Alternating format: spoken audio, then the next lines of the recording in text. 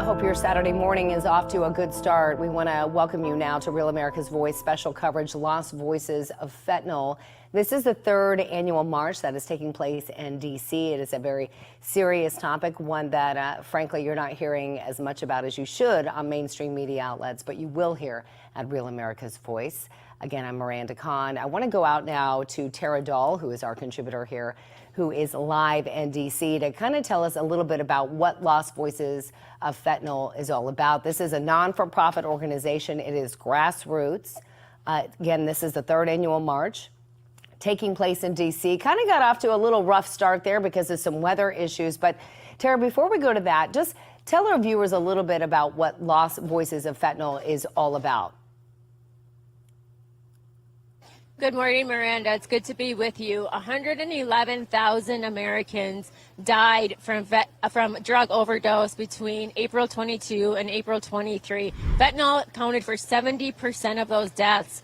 300 families today will get a knock on the door that their loved ones are not coming home because of fentanyl. So we're here today to be able to help to give a voice to these families that came from 45 out of the 50 nations. They're expecting about 1,000 people, but the weather here in Miranda has really impacted, I think, the turnout. We're getting that Tropical Storm Ophelia, but Lost Voices of Fentanyl represents families from all around the nation who have lost loved ones to fentanyl, and they're here with a very powerful message for the government and the American people that they want to see more action done to counter this deadly and lethal drug that are killing Americans and children. And so I have a special guest that I want to be able to bring in with me now. He's here, Derek Maltz. He is he's the former DEA's Director of Special Operations Division, and I'd like him to talk about what he's doing here today. Derek, it's good to be with you. Thank you for joining us. Why are you here today? I'm here to support families from all over the country. The last I checked, there were 45 states represented, but they're trying to spread awareness and save lives. So I want to thank Real America's Voice for stepping up. Border 911 team is here in full strength to be able to support these families because the White House is asleep. We have the Mexican cartels operating with impunity. Our country's being invaded, and the fentanyl is spread everywhere in this country. We have poisonous substances killing kids at historic levels, and we're not even talking about it too much, right? So we're here to make sure we could support these poor families from all these states because enough is enough. How many kids have to die? 9,000 kids a month are dying, and we're not talking about it. The kids in school don't know about it. Because this is not Grandpa's opioid crisis. This is a poisoning against our kids and our future generation. The Chinese Communist Party are the ones feeding the cartels with all the chemicals, and now the cartels are making billions of dollars working with the Chinese. This is not just a public health emergency. It's a national security emergency, and all Americans should care. It's not a red or a blue issue. It's red, white, and blue. And that's why I'm proud to represent these families and help them get the voice, because right now they're just really upset because they don't understand why that nobody's even talking about this out of the White House. And they're sending deceptive messages. That's the biggest problem that I have. And one last thing I want to say. This is important. Last week, or actually this week, I was in Jamaica. The DEA hosted an annual conference, International Drug Enforcement Conference. And there were 130 countries, the largest conference ever. And guess which partner did not show up? The Mexican government. So why is that possible? We give them probably billions of dollars. The kids are being destroyed. The families are being destroyed. Our future generations are being destroyed. But yet they don't come to the conference. How do you explain that? Doesn't make sense. And Derek has done so much for giving a voice to these families. They really call him the voice of the voiceless.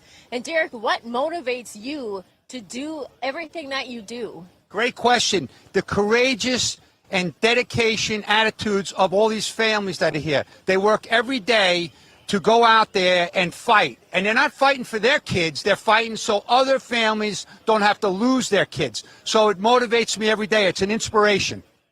And what are some of the solutions that we can do to counter the fentanyl crisis? Well, common sense solution. You got to educate the kids so they don't take the poison. That's not happening, except the families are doing it. And the second thing is we must destroy. Let me say that again. destroy the cartel's ability to produce chemical deadly substances that are killing Americans at historic levels. If we don't destroy those labs and destroy those cartels, this is going to continue because law enforcement has done a good job making seizures. I mean, look, CBP up through July has seized like 24,000 pounds of fentanyl. The DEA seized 57 million pills last year. How much do you have to seize? So we have to destroy the production capabilities. We have to shut down the money flow. We have to shut down the chemical flow. But we have to educate. And we also got to get people help. Mental illness is on the rise, anxiety, depression. If we don't get the kids help and we don't educate them, this is going to continue. Thank you, Derek. Back to you, Miranda. Yeah, I wanted to ask Derek a question, if I could, real quickly. You know, you mentioned the mental health aspect of it. I don't think people realize how dangerous, unless you personally have been impacted, how dangerous fentanyl is. And I'm so glad that you brought up the point about this is not your grandpa's opioid addiction problem, because it's not. And it's not that, you know, I know it's 50 times more potent than heroin, but fentanyl is in lots of things right now. It's things that it's poisonings that are happening. Explain that to our viewers who may not be aware of that there's a difference between a fentanyl overdose and a fentanyl poisoning, if you could. Okay, so number one, the corporate cartels bombed America with 100 billion pills of opioids, so a lot of people got addicted. So I'm not like putting that as like a side issue. There's plenty of people addicted to opioids. But right now, we have a fentanyl poisoning crisis. These are not fentanyl overdoses, they're fentanyl poisonings, because most people that are actually dying, they don't know they're taking fentanyl. Yeah. They're being deceived to death. That's the bottom line. So they go out and they snort cocaine and they don't wake up because they die. Well, most of the time, I'm not advocating for snorting cocaine, but you're not going to die if you snort cocaine. But it's very harmful to your body. But now the fentanyl is going to kill you. So people that are smoking marijuana even, there's been cases of fentanyl in marijuana, fentanyl in methamphetamine. But the fake pills are everywhere. And unfortunately, Miranda, kids think that medicine's going to help them emotionally, so they take what they think is a real, you know, Xanax or Adderall or Oxycontin to feel better because they can't get mental health services in America because we're too busy giving that to the immigration, the migrants that are coming in illegally. We're giving them services, but our families can't get services. Our kids can't get services. Right. No, you're so right. Illegal immigrants. And by the way, one last thing, Miranda. Go ahead. One last thing, because this is important. China's in a new phase of killing our kids. They're now producing the xylazine, that's actually a animal tranquilizer that actually has the ability to rot human tissue.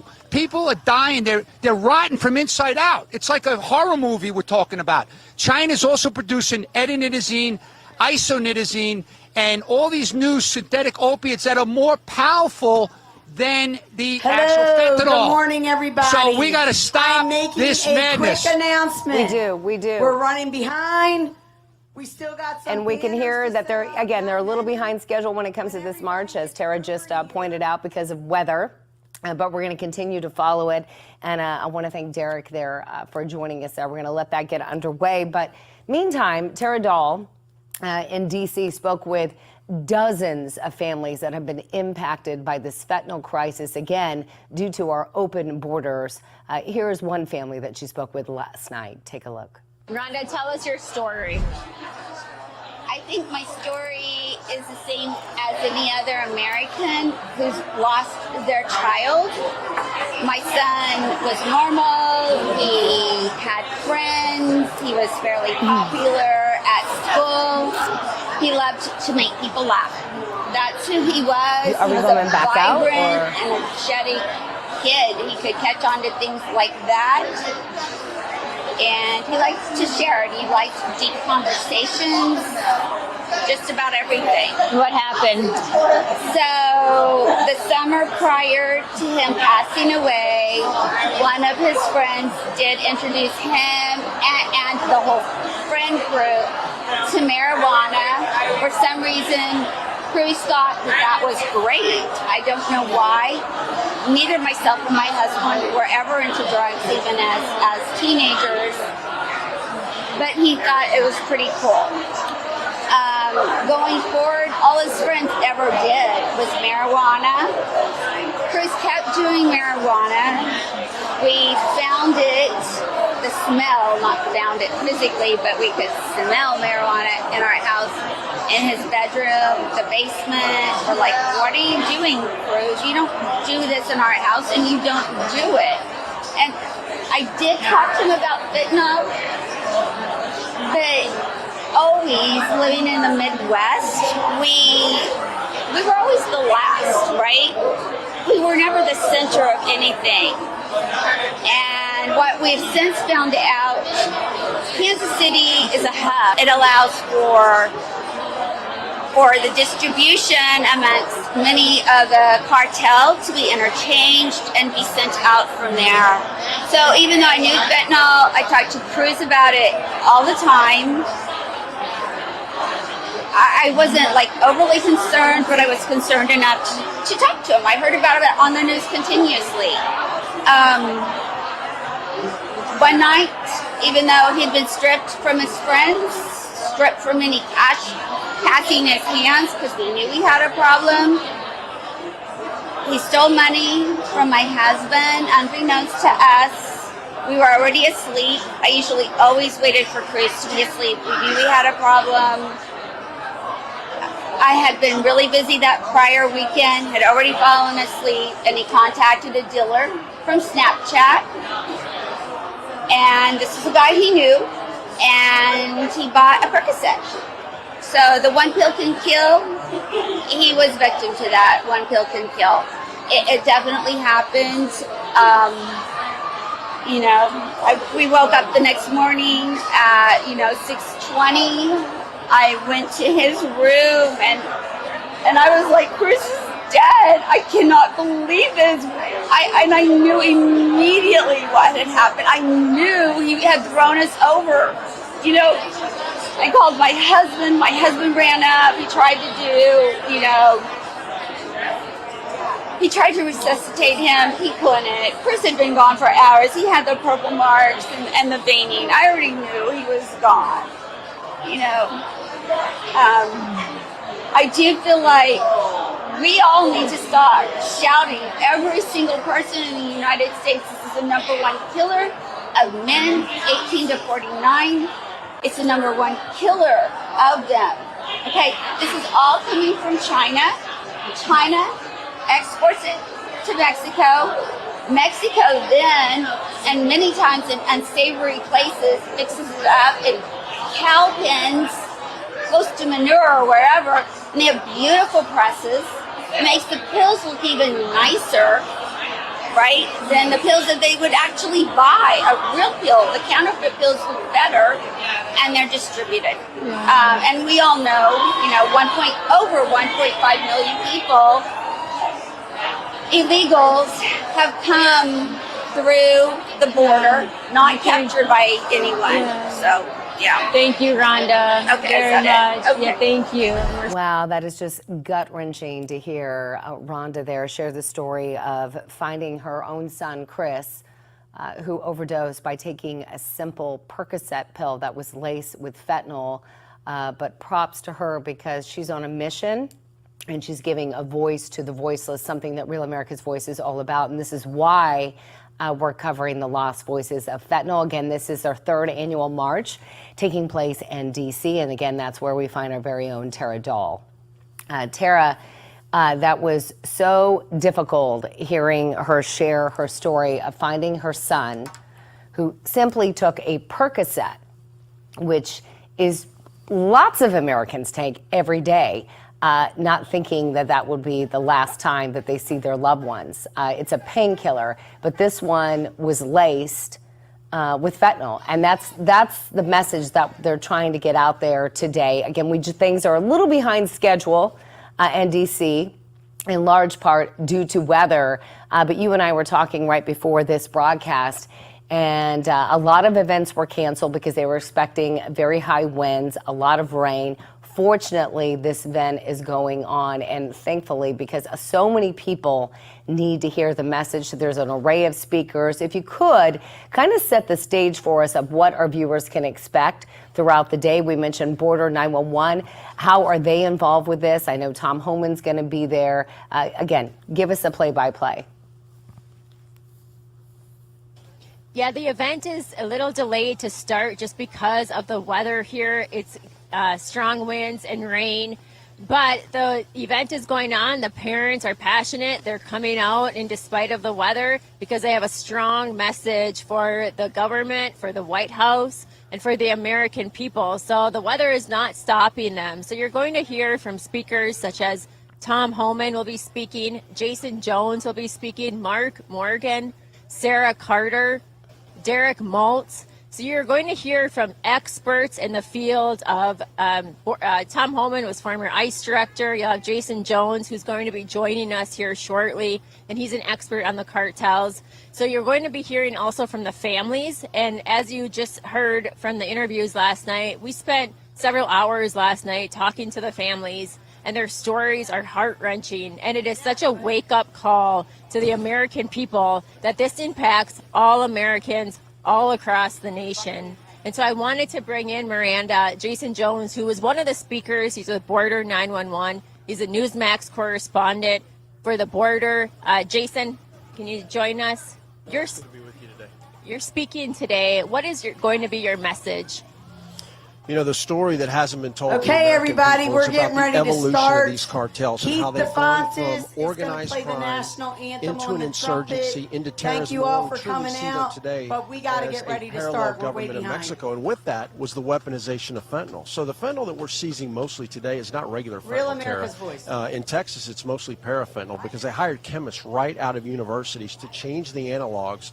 So when you hear this term weaponization of fentanyl, they truly are now producing different strains of it, basically, and they're extremely potent. And when you go from regular fentanyl to parafentanyl to serafentanyl, what we're seeing now where they overlay xylazine in it, this is second-layer addiction. This is why we are at 111,355 deaths from this deadly drug in just a 12-month period. We've never been here as a nation. So we're here today for the families. We're here today to really show them what's happening and to hold these people who are responsible for this, and that is the Mexican cartels. The problem, though, is the story hasn't been told to the American people of what they've become and how they are responsible for this.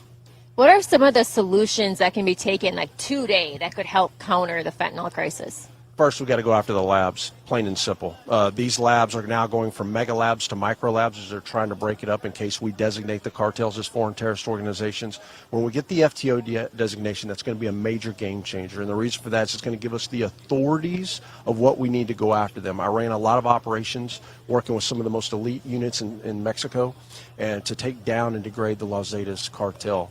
But I can tell you, trying to do this as a law enforcement model, it will never work. We've got 40-plus years of proof of that. So if we get the authorities we need, that's where we build the unified command globally. Sinaloa is operating in 54 countries, Cartel Jalisco New Generation in 48. We're going to build a unified command, and we're bringing the best of the best to come after them, and we're going to crush them for what they've done to so many Mexican families and so many American families.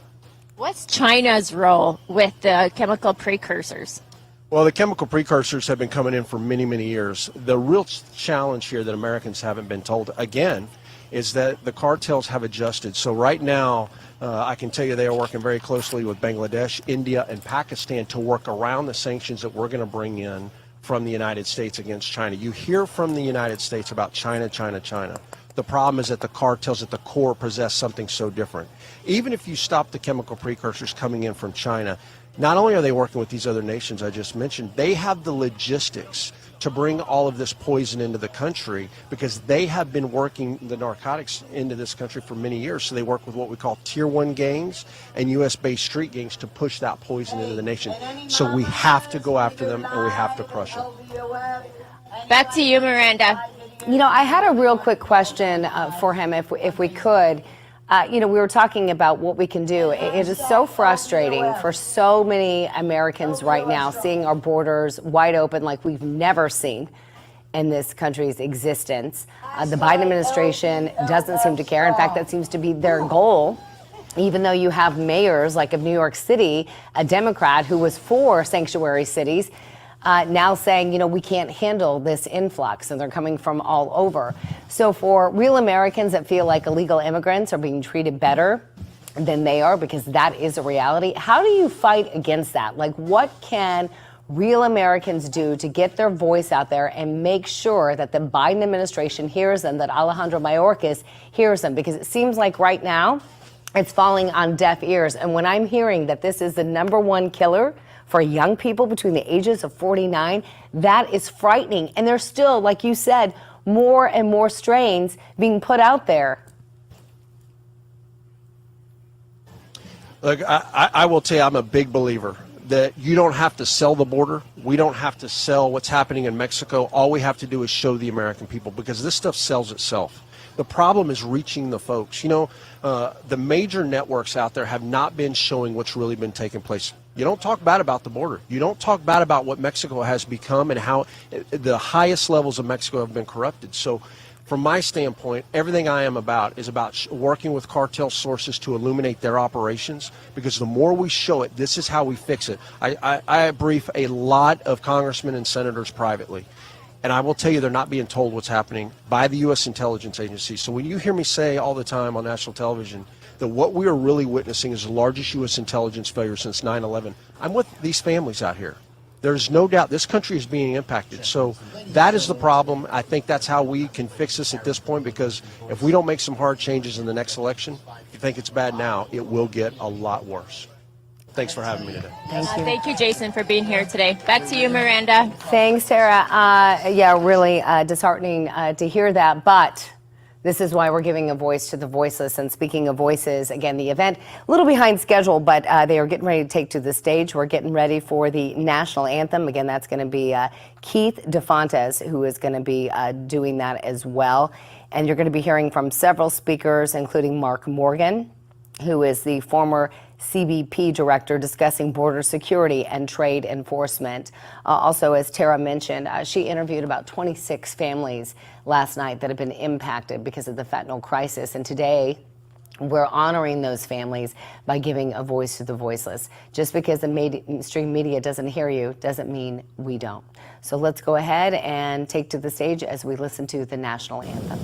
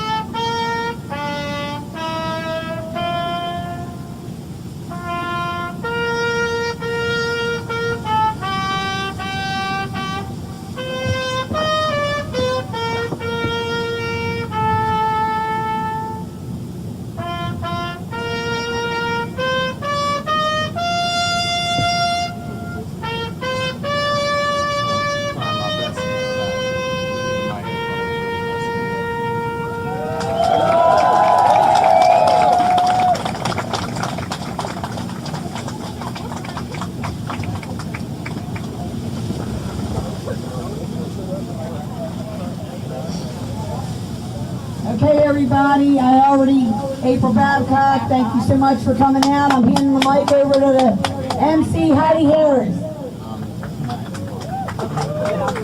Good afternoon. Thank you all for being here. Thank you for honoring me by asking me back to MC again. And you honor all of your loved ones by being here, because you will not allow their memories to die.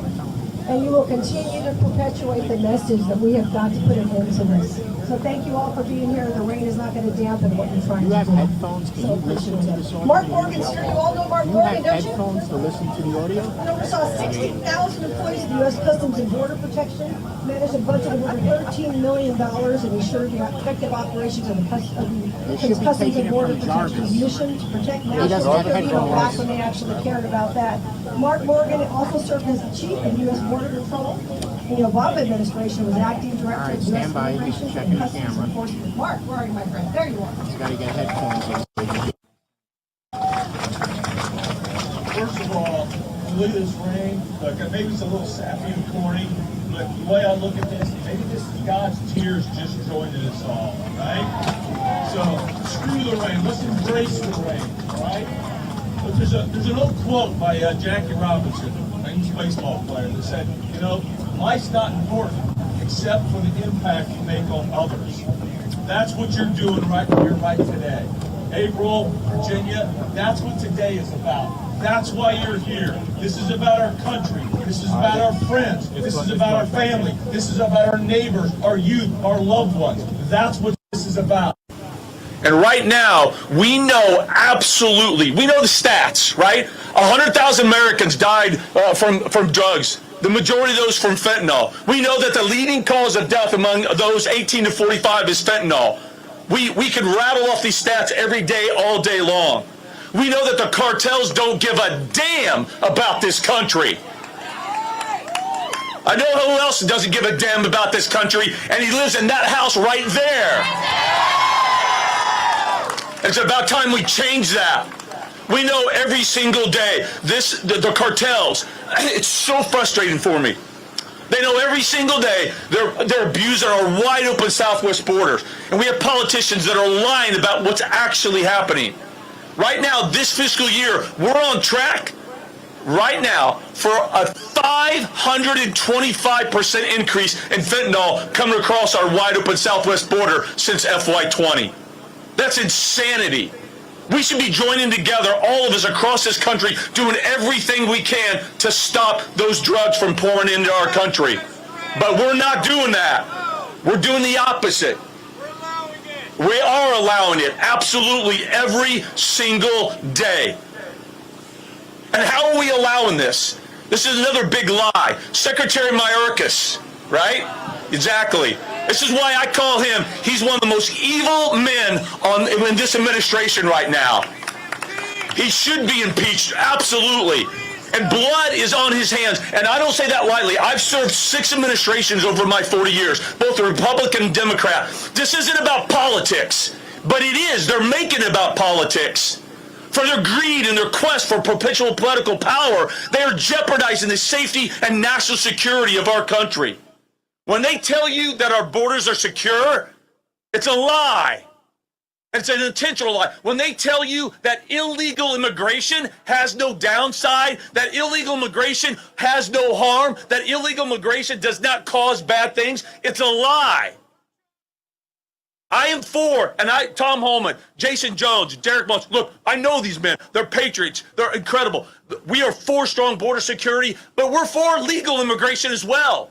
That's not what this is about. What's happening at our border is about border security. And illegal immigration, though, has a downstream effect. It's not complicated. As we have millions of illegal aliens coming across our border, in the last 30 months, we've had over 9 million total nationwide encounters and gotaways in 32 months. 9 million. There's no country on the face of the planet that can sustain that effectively. And what happens? You have limited border patrol resources that are pulled off the line, away from their national security mission, relegated to administrative duties to process millions of illegal aliens. And what do you think happens? You think the cartels are back there playing tiddlywinks? No. We're literally handing operational control of our border on a silver platter to the cartels. That's happening every single day. There are areas along the southwest border where there are no border patrol agents. Just before I got here this morning, I got information from a border patrol agent, retired. And he said right now, there's a sector, I'm not going to name it, but there's a sector right now where they're told, get off the line, stop enforcement, get back to process illegal aliens because the facilities are overcrowded. We have nobody on our borders. So the cartels exploit that. And drugs, criminals, and national security threats are pouring across every single day. That's the truth. And this secretary, this White House, the liberal media, they're lying to you. And we are dying every single day because of it. And another big lie that's out there, as politicians, as the secretary, as the president, is lying to you. They're lying to you saying our borders are open. They're lying to you that saying illegal immigration has no downside. They're lying to you. When is the last time you heard them talk about the number of individuals that died from fentanyl? When? When is the last time, Secretary Marcus? Right? Never, never. It's unconscionable to me. And so as they're lying to you again and again and again, and they'll tell you our borders are secure, our borders are secure, there's no downside. But yet it's the same politicians that are going to tell you, but hey, let's hand out crack pipes. Let's put fentanyl strips in vending machines. That's the answer, right? Now look, don't get me wrong. I'm not saying that there's not a treatment element. That's not what I'm saying. That's an important element. There's an important element of awareness. But the last time I checked, when I watched Rebecca, and she testified in front of Congress, and she lost her 2 boys, she was great. She went after the Cato Institute, the little idiot that was testifying, and he was talking about, there she is, she was talking about, you're my hero. So she was talking about, when the Cato said, he's talking about that we have this insatiable appetite in the country. Like it's our fault that we're dying from drugs. And your response was great. My boys did not have an insatiable appetite for fentanyl. They were not addicted to fentanyl. That's the narrative we have to change. So the answer is not fentanyl strips in vending machines. The answer is not handing out crack pipes. Our treatment is, number 1, wipe the cartels off the face of the planet. Hold China and Mexico accountable. We know, here's what we know. This is not hyperbole, this is fact. This isn't conjecture. We know that China sends precursor chemicals to Mexico, to the cartels. We know what ports they go into. We know where they go. We know the super meth labs in Mexico. We know where they're located. We know they're manufacturing synthetic drugs. We know they're lacing drugs with fentanyl that they manufacture in Mexico. And we know they're pushing across our wide open southwest border. So why is it that man in that White House, when this week is in the UN, why isn't he calling out China and Mexico? Right? He sits there, doesn't mention a word. As literally, as he's up there this week, we have more Americans that are dying. That's the treatment program we have. Every day, every day. So I'm going to leave you with this. Look, this matters. The question I have to you, rhetorical question, what are you going to do when you leave today? What are you going to do? Are you just going to get together and feel good about today? No, it's not enough. We've got to take action. It's the grassroots. It's you. You matter. Go back to your homes. Go back to your communities. Make sure that your politicians aren't lying. Let me put this to you right now. If you have a politician in your state, if that politician says that our borders are secure, that our borders are not open, that illegal immigration has no downside, you should be doing everything in your power to make sure that that individual never gets reelected and never sets foot in that Capitol again. Enough is enough. How many more people are going to die? We have to secure our borders. We have to go after the cartels with everything we have. And look, I don't give a crap whether we call them terrorist organizations or not, but here's what I do know. We've gone after the cartels for 30 years with the traditional criminal enterprise theory of investigation, and it's failed for 30 years. We should go after them with the same level of tenacity, commitment, resources, and everything that we have from a whole of government approach, just like we do terrorist organizations, to wipe them off the face of the planet. And the last thing I know is, what I don't want to hear is this White House to sit back as a Mexican president lectures us about our issues while he maintains that he lets the cartels operate freely in his environment as they corruptly take money every single day from those same cartels. And we also have to hold them responsible. So I'm going to end, and I'm just going to say, again, you know what? I'm glad it's raining, right? Let's embrace it. And again, thank you. Thank you for you being here. I can't express. I have not lost personally someone to fentanyl. And I'm not going to stand up here and try to even imagine what it feels like for you. But I do know that we can fix this. Look, and I'm not trying to be political, but under President Trump, we had the most secure border in our lifetime. Hands down. We had people like Derek and Tom Holman. I know Jason, I know you'll come back, right? Look, this is not rocket science. We know it. We've got the playbook. We can secure the border. We can stop criminals. We can stop national security threats, and we can stop fentanyl from coming into our country, killing our Americans. With that, I'll leave you. Thank you. Thank you, Mark. And by the way, it shouldn't be a political issue. The border, right? Security, having our nation be secure, it shouldn't be a left or right issue, obviously. Jason Jones is here. He's been look how like polished he looks here. Like you're not out here with the rest of us or what? What's the deal? Thought you were a congressman dressed like that. He's been responsible for leading multiple investigations targeting Mexican cartel leadership and collaborating closely with the U.S. intelligence community to save numerous lives in both Mexico and the United States.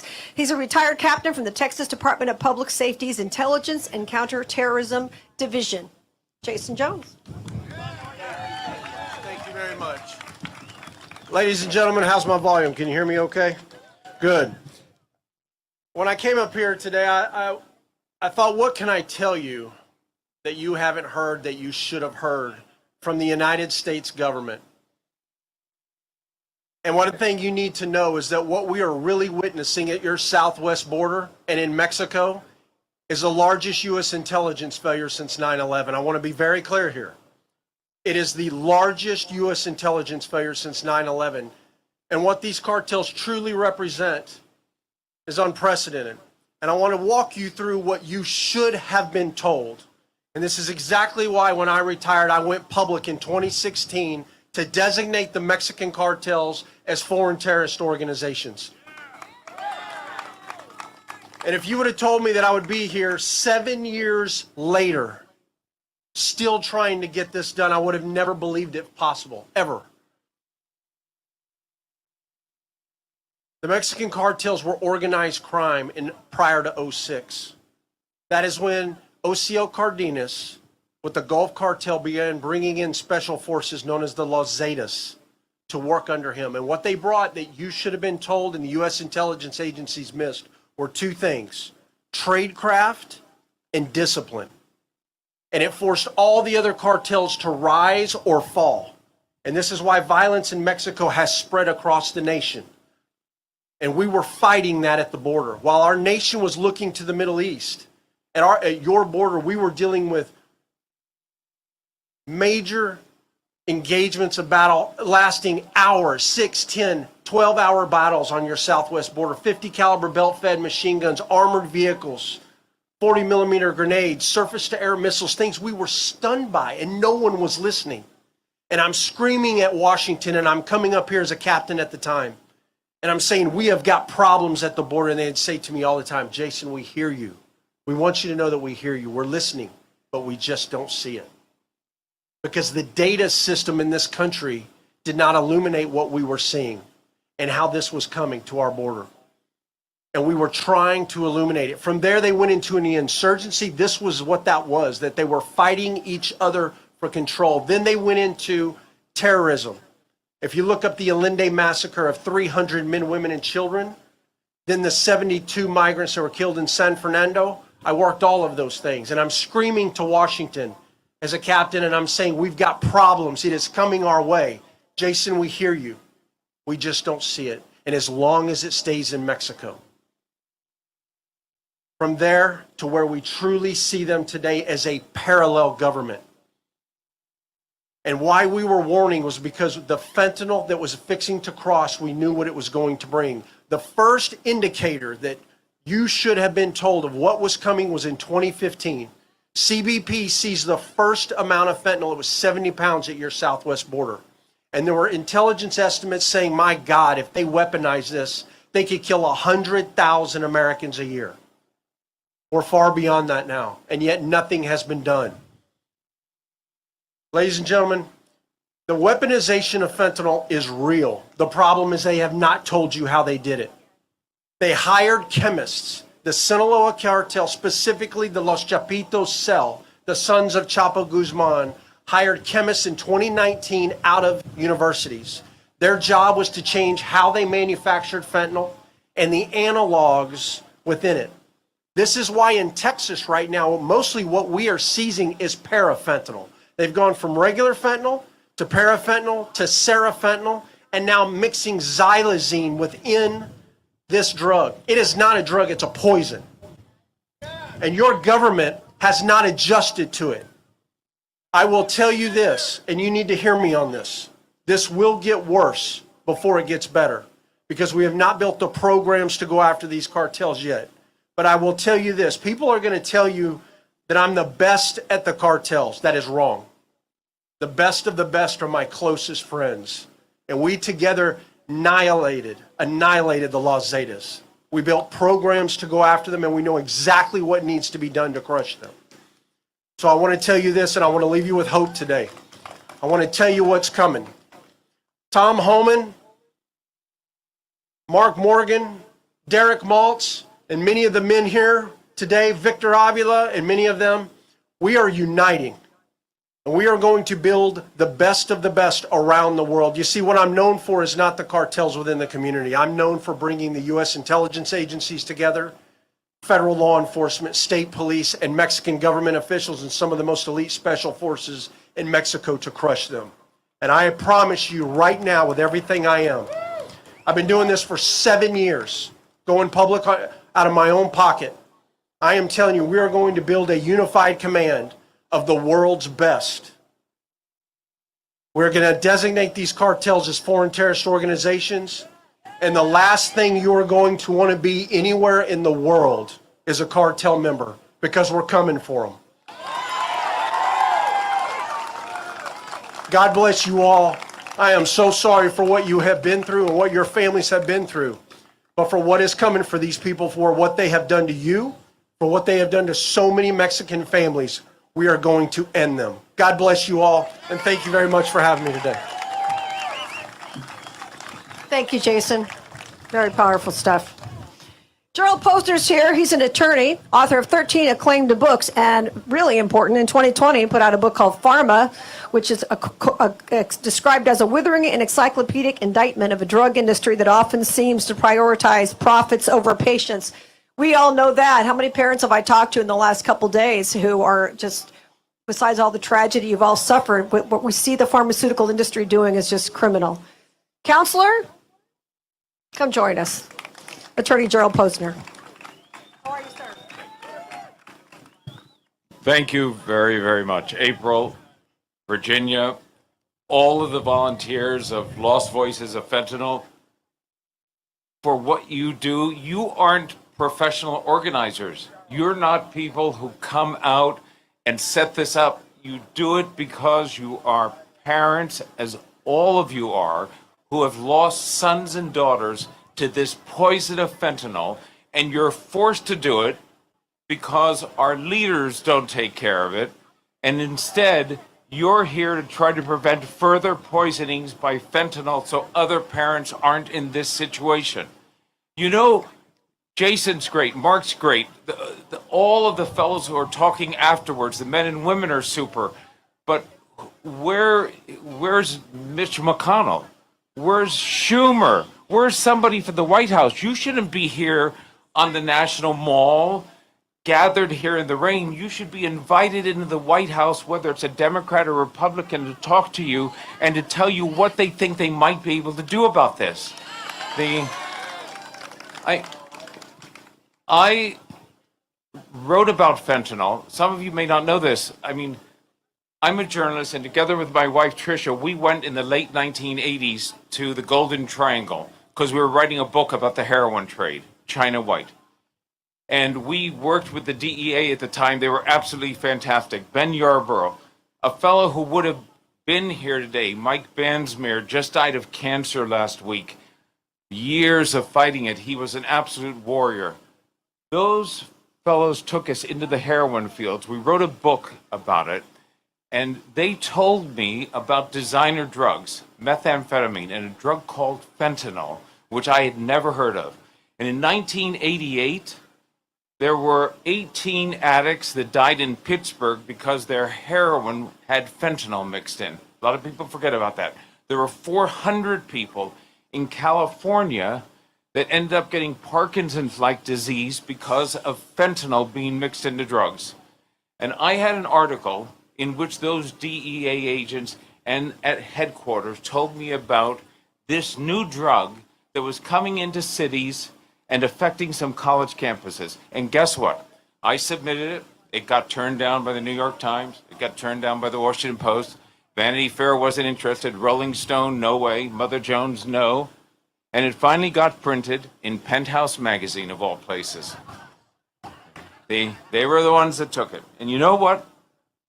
It talked about fentanyl, what it was, what the analogs were, and there's a quote, 2 quotes in there. I'm going to read you from that article. This is in January of 1990, so we're talking coming 34 years ago. People don't know about it today. A prosecutor in California said to me, "All you have is a bunch of burned out hippie chemists left over from the 60s, each doing his own thing and making up pretty much potent batches of drugs. And then you have the Hells Angels out here in California doing their own distribution. But that's about it. The big players haven't seen the potential and moved in yet." And what did a DEA analyst say to me? It's only a matter of time. Once the large drug empires take on designer drugs and fentanyl, it's their next marketable product. It will explode. So we heard that years ago. And those agents, that prosecutor, me writing that piece, being back then, I couldn't have imagined it would get as bad as it has gotten today. While one thing has stayed the same, the mainstream media still ignores it. That's remarkable. The same groups of people that weren't interested then aren't interested now. I call up other reporters. I write to them. I send them the press release on this. And it's a whole bunch of reasons why they aren't interested. Some think it's about addiction. It's not. We know that. There are people dying time and time again who don't even know that they've taken something that's mixed with fentanyl. The others, it's about politics. The minute you say the southern border, they think you're talking about politics. They don't understand this, that fentanyl poisons Democrats and it poisons Republicans. It doesn't care about whether you're Catholic, Jewish, Christian, Muslim. It's an equal opportunity poison.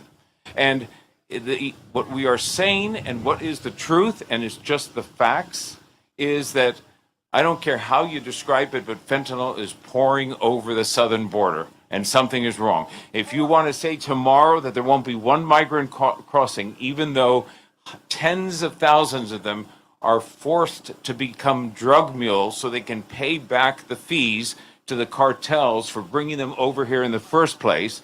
But even if you didn't have one migrant crossing, you'd still have fentanyl pouring in through the underground tunnels and everything else that the cartels have made over the years. And there's also a thing in the media in which reporters and people think, and this is human nature, it's not going to affect my family. And boy, we can all tell them that's wrong. I tell you how many of people that I meet who never were thinking about fentanyl, and it comes in out of the blue and takes away somebody that's a loved one. What about our own leaders? Let me tell you, I'm sorry to be Debbie Downer, but I believe there's a bilateral failure in Washington. It's both sides of the aisle have problems on this issue. And there aren't simple fixes. There's no one magic wand I'm going to wave. I've been studying this for years. It's going to make the difference. You heard from Mark and Jason on the important things. Yes, it would be fantastic if we had the cartels declared terrorist organizations. And I have to tell you something as a non-practicing lawyer, but I know this. I also did a book on 9/11 called Why America Slept. A couple of years later, how the CIA and the FBI missed the signs that the terror attack was coming. And I did a book on Saudi Arabian Islamic terrorism, and I know something. When you declare an organization a terror organization, we've done that with 30 of the Islamic terror organizations, you give the government an enhanced enforcement rule called material support. It's fantastic if you're going after the bad guys. Material support says that if you've given them a contribution through a charity, you've given them a little bit of money, you've helped them on logistics, you've made a telephone call to get them, you can prosecute them under the Terror Act, you can lock them up for 20 and 30 years. And we have sent thousands of people away on Islamic terrorism for organizations that were deemed terror groups. You name them that way, and we're going to make a difference. Now, what do people say against that? They say, oh, wow, wait a minute. Oh, we've got 1 million Americans living in Mexico. If we do that, the cartels will move against them. We do $750 billion a year in trade with Mexico.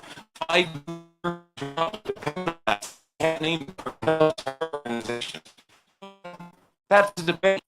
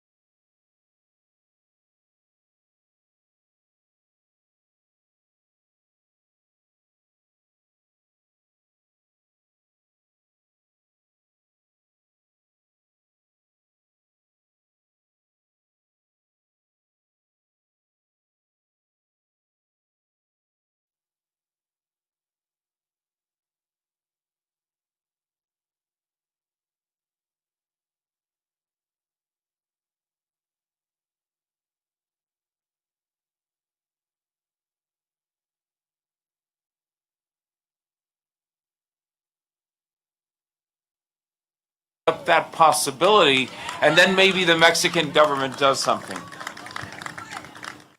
So, you want to know how bad this gets?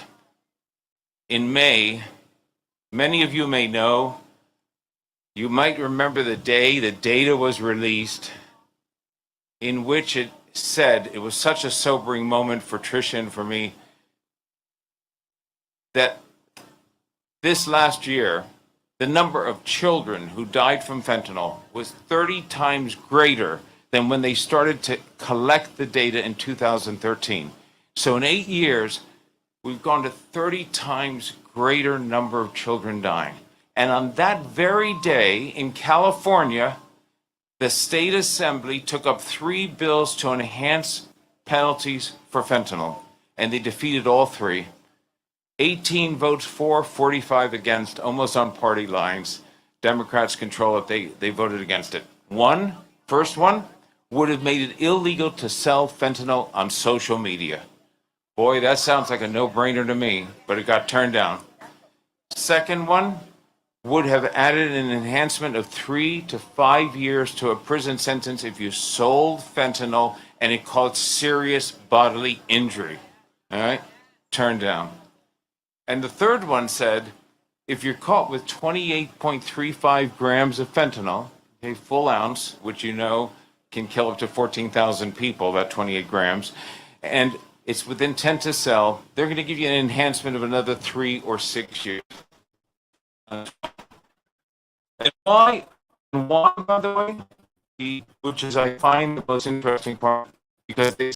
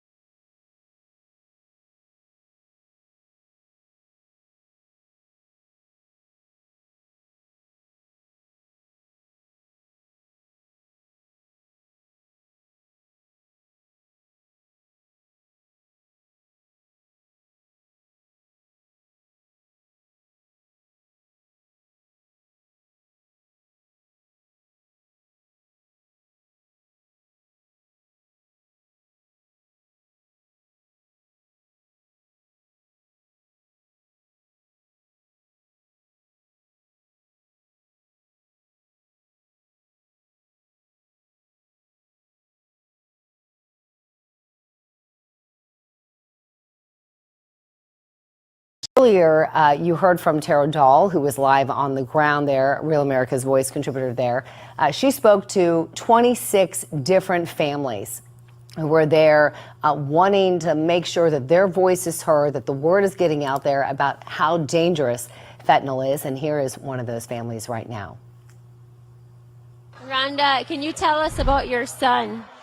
Yes, we lost our son in October of 2022 to fentanyl. Of course, it is absolutely tearing America apart. It's mass destruction right now. He had been clean for over a year, and one dose of something that he thought was an opiate took his life. And unfortunately, I found him. You guys are here and are going to the White House. What's your message for the White House? We have to spread this message. We have to get some help. There has to be something done because it's mass destruction right now. It's lethal, and it's just going on. We've been told that this year the numbers here have tripled. There's like 300 people every day dying of a fentanyl. It's not overdose, it's a toxicity. One pill is not overdose, one pill is toxicity. This is lethal and it's killing people, and we have got to get some help, and people have got to do something. Otherwise, it's going to increase in numbers. It's continuing to increase every single day. What's your message to the American people? American people, I don't know, Joe Biden and Kamala Harris, please help us. Please stop these illegal people coming across the border and bring these drugs. And there again, you just heard one family there describing their tragic loss to fentanyl. So far, there's been enough fentanyl seized in the United States to kill every American 7 times over, which is why organizations like Lost Voices of Fentanyl are so important. This is a grassroots organization. Again, they're having the 3rd march taking place right now, live here in D.C. And something that we always aim to do on this network is to give a voice to the voiceless, and that's exactly what we're going to do. Let's go back to our live coverage. So this chick right here, who is, without her, I mean, she's incredible. She's been out here since, what, 5 o'clock this morning? Moving stuff around, tents and all this craziness, and just going, she's like the den mother of this. So God bless April Babcock. She's shy, but, you know. Ladies and gentlemen, Ed Bish is here. Hi. Hi. Thank you, April, for giving me a minute. Yesterday, in front of the DOJ, Relatives Against Purdue Pharma, which was founded in 2003. 2001, my son did an Oxycontin at a party, went to sleep, and never woke up. When I first met April on her message on the Lost Voices group, she said, Ed, so many fentanyl parents had the same thing. The first time I heard the word Oxycontin, my son was dead from it. And sadly here, I'm sure some people say the same thing about fentanyl. But my message is to remind all you fentanyl parents that this started with Purdue Pharma and Oxycontin and flooding the nation. So without justice, back then, it took them 20 years to rein in Purdue. If it takes them 20 years to handle fentanyl, there's going to be 1 million a year dying. So please help me. On Lost Voices of Fentanyl, I will post how to send a message to DOJ. Send a message to the DOJ that you want justice for the opioid epidemic and the Sacklers are responsible. Follow the evidence. Simple one line. Follow the evidence. Right now on Netflix, watch the show Painkiller. On Hulu, watch the show Dope Sick. And please help me, help the parents. Many of you were at my rally yesterday calling for justice. And without justice, how this started, they're going to keep on screwing this up. Thank you.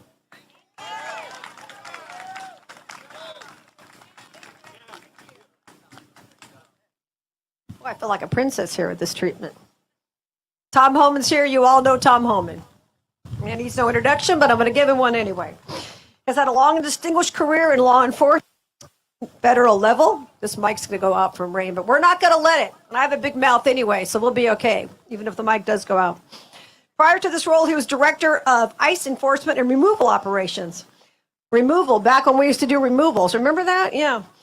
He also held positions with the U.S. Department of Homeland Security and Border Patrol and began his law enforcement career as a police officer in West Carthage, New York. Tom Homan. How are you, sir?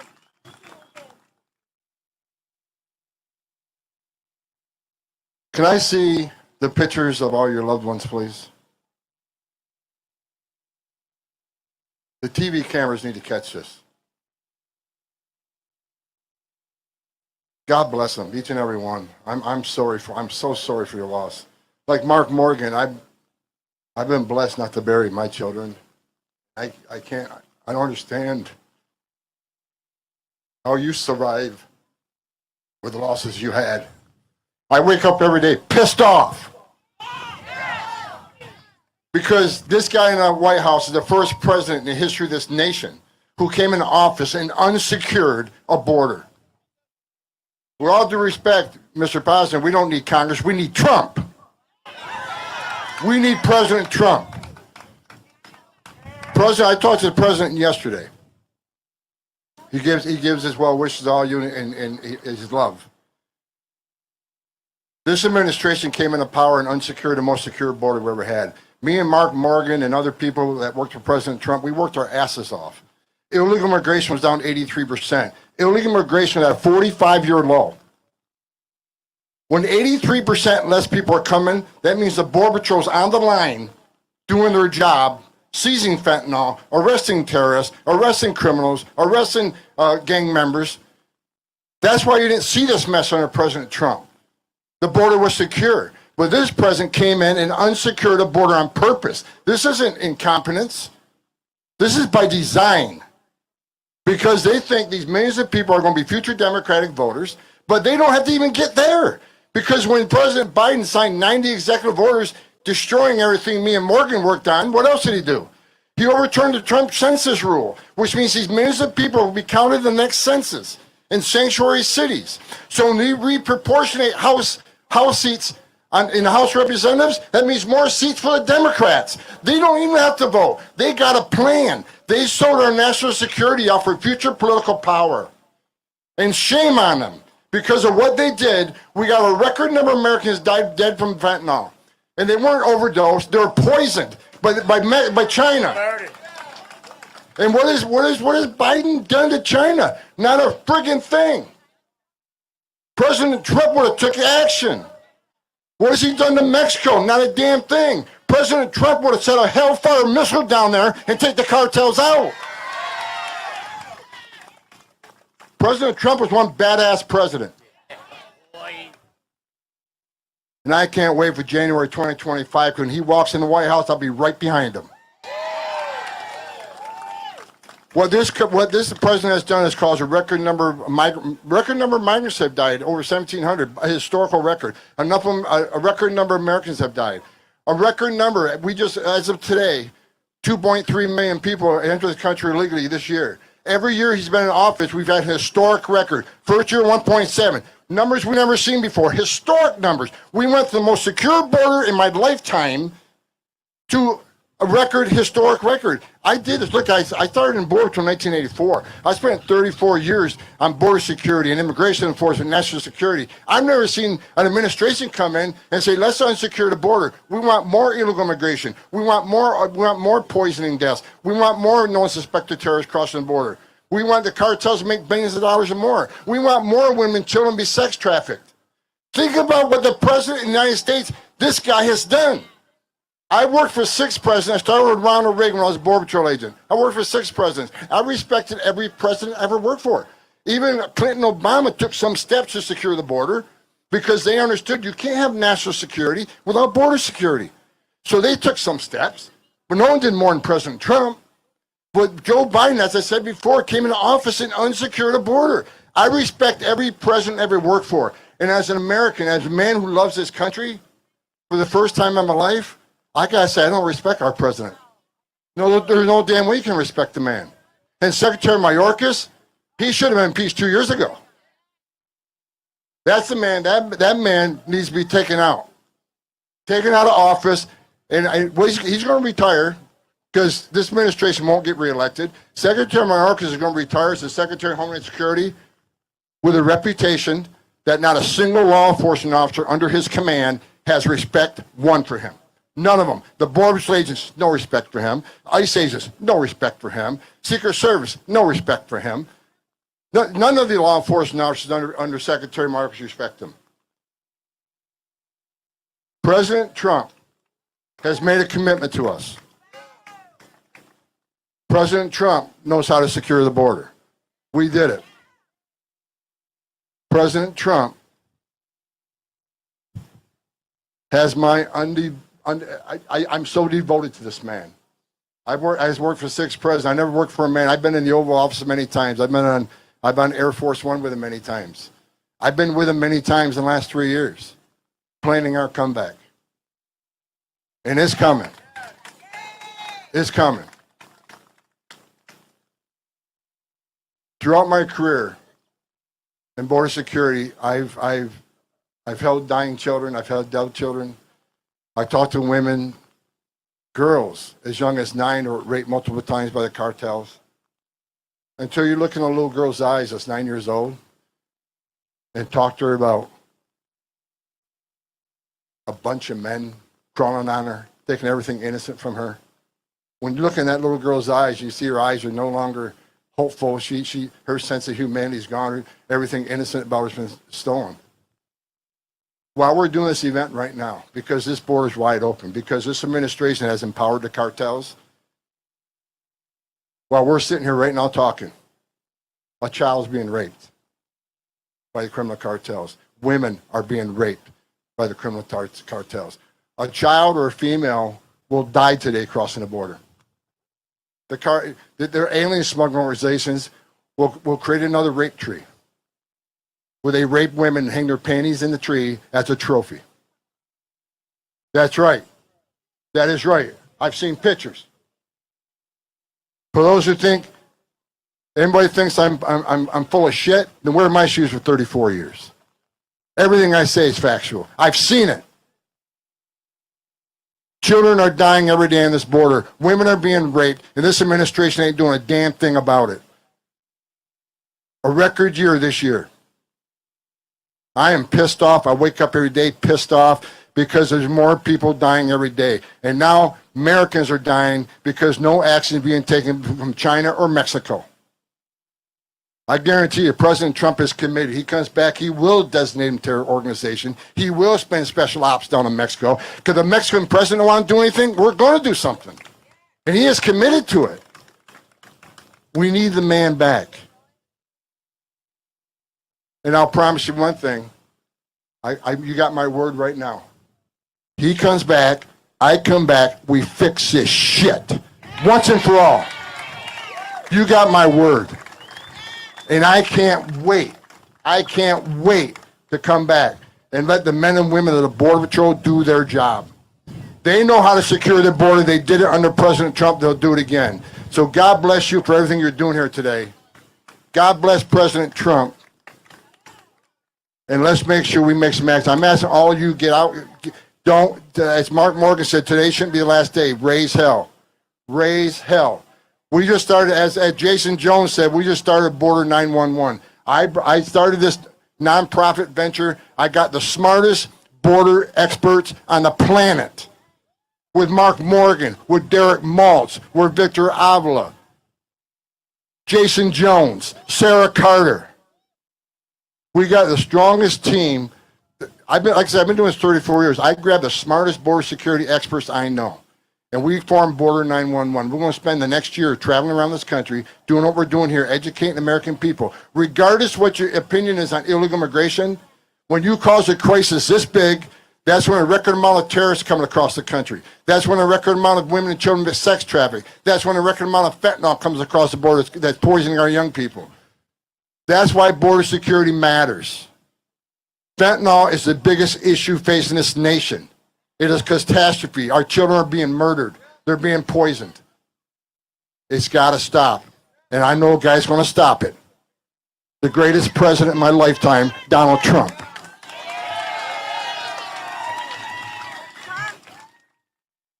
Thank you, Tom. Appreciate that. Absolutely right. Jim Raw is here. You all know Jim. He lost his son. He's a fentanyl father. Lost his son, Thomas. And he founded Families Against Fentanyl. Jim, where are you? I don't recognize anybody today because everyone's wearing these things. So a lot of the people I know. Oh, there you are, sir. Welcome. Glad to have you. I'm sorry all of us have to gather here like this. This is terrible. You know, our objective is to have fentanyl declared a weapon of mass destruction. This will change the government's response from nothing, from evasion to duty. And it'll give us accountability so we can hold the government responsible for what they're doing. This will have real effect. We'll be able to interdict this material before it even gets here. I lost my son, we lost our son, in 2015 to a lethal dose of acetylfentanyl. In 2018, our Justice Department went to China and prosecuted the Zhangs for his murder and the murder of another Akronite. They prosecuted the Zhangs for 3 days in the Ministry of Justice, and after 15 minutes of deliberation, they were set free. Our contingent came back to the United States brokenhearted, and the fentanyl party was on. They started shipping this material in mass quantities to our country from China, and now the Zhangs are in Mexico, working along with the cartels, mass producing this fentanyl and shipping it to us in this deadly poisonous form. What we're doing now is trying to make the people aware that this is able to be dispersed, not only through this slow motion weapon of mass destruction that's killing hundreds of thousands of people since my son was killed, year after year after year, hundreds of thousands adding up, and they're turning a blind eye to this. We're able to stop this material. It's made from aniline, which is going for 66 cents a pound. This material is a base chemical for manufacturing polyurethanes and all types of other basic chemicals, and they're taking this material, reacting it down in Mexico, and flooding this material into our country. And I'm afraid that it's going to be deployed not only through the slow motion methodology, but through drones, through dispersion into the air, food, or water. It'll destroy our national security unless we get our hands on this and put an end to it. We need to make the government aware that we're aware of what this potential is and that it's intolerable. We can't tolerate this. It can't go on and on and on and on, because it can be done in an organized way, or it can be done by a rogue individual, and it'll upset the full balance of our country. It won't be safe to go into any enclosed environment. No schools. You'll look and wonder over every single football or baseball game if a drone is showing up. And will that drone drop fentanyl upon our children or on the professional athletes? We're able to stop this before it happens. And it's going to happen. The more and more the material is showing up. We did the statistics to show that it's the #1 killer of 18 to 45-year-olds. And that statistic was contested, saying that's not true. That's not true. It's not for real, but it is for real. And that demographic is getting wider and wider and wider. And in spite of all the best efforts and all the Narcan that's being delivered, more and more children and people are dying every day. We thought that it would level off, but even in this last year, after administrations of probably millions of doses of Narcan, this has gone even higher, even higher. And now babies and children are being killed by incidental contact that shows the prevalence of this material in the society. They're not taking this on purpose. They're bumping into it. They're running into it. They're on their sleeping mats, just like the poor little child in New York City. And it's happening day after day after day, and they continue to turn a blind eye to this. This WMD designation makes them stand up to this problem. It makes them confront what's happening inside of our country. And they're allowing this, so I don't know if it's a replacement scheme. Are we going to kill all the certain class of people and then replace them with migrants? Is this a plan? This is a continuous evasion of a sacred duty that our federal government has. Our local governments are busting their ass trying to stop this. The cops on the street, the people in the emergency rooms, they're all fed up with this. And they pray to God, what's going to happen next? What's going to happen next? When will this stop?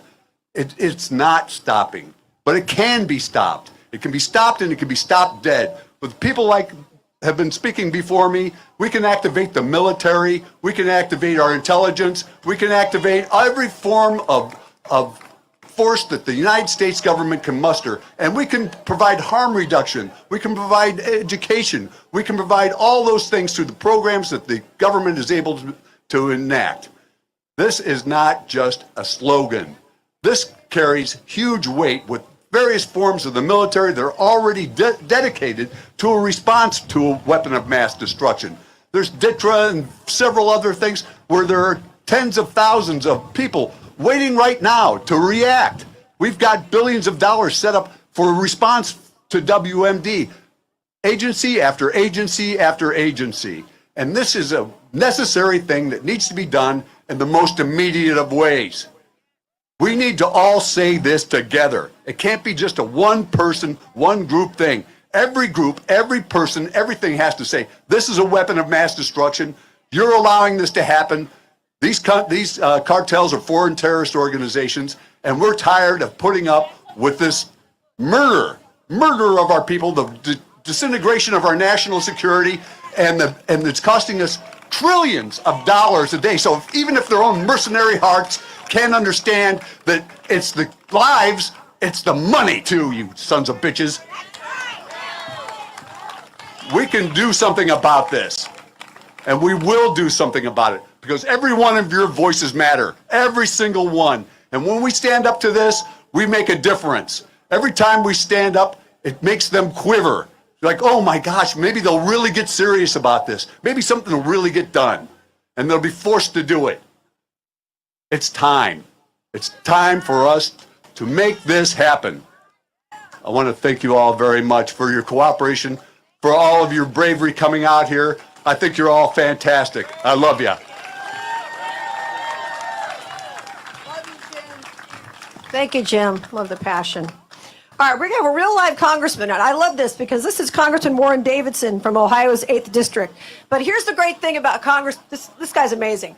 Not only is he a veteran, he actually knows how to run a business because he did it for many years. Can we use more of that in Congress, please? Right? Absolutely. Now, he has introduced the Stop Cartels Act. This bill is named after Lizzie Murphy, who died from fentanyl poisoning. So joining us on the stage will be Congressman Warren Davidson from Ohio's 8th District. Mark Murphy is here, whose daughter Lizzie Murphy passed away from fentanyl. And the congressman's wife, Lisa, will also be here. I want to also mention with the congressman, went to West Point. Oh my gosh, this guy's got such a resume. He led the Old Guard as a first officer, the 75th Ranger Regiment, and the 101st Airborne Division. Oh, that's all. Come on up, gang. Glad to have you all here. Hey, thanks for, I didn't actually get to lead the whole unit. I did get to serve in those units. But look, it is an honor to get to stand here as a member of Congress, something I never thought I'd get to do. It's a different way to serve the country. When I said I was coming back, it was a sort of a way to return to active duty. And, you know, there are thankfully a lot of people that have that same mindset. Now, it's not a majority, but it's at least dozens, and that's something. And I think it's important to say that, because so many times when you watch the news, you'll hear no one's fighting, no one's doing anything, and that's just not true. Now, and I think it's meant to give people despair, and you shouldn't despair. You should have hope. There are people fighting.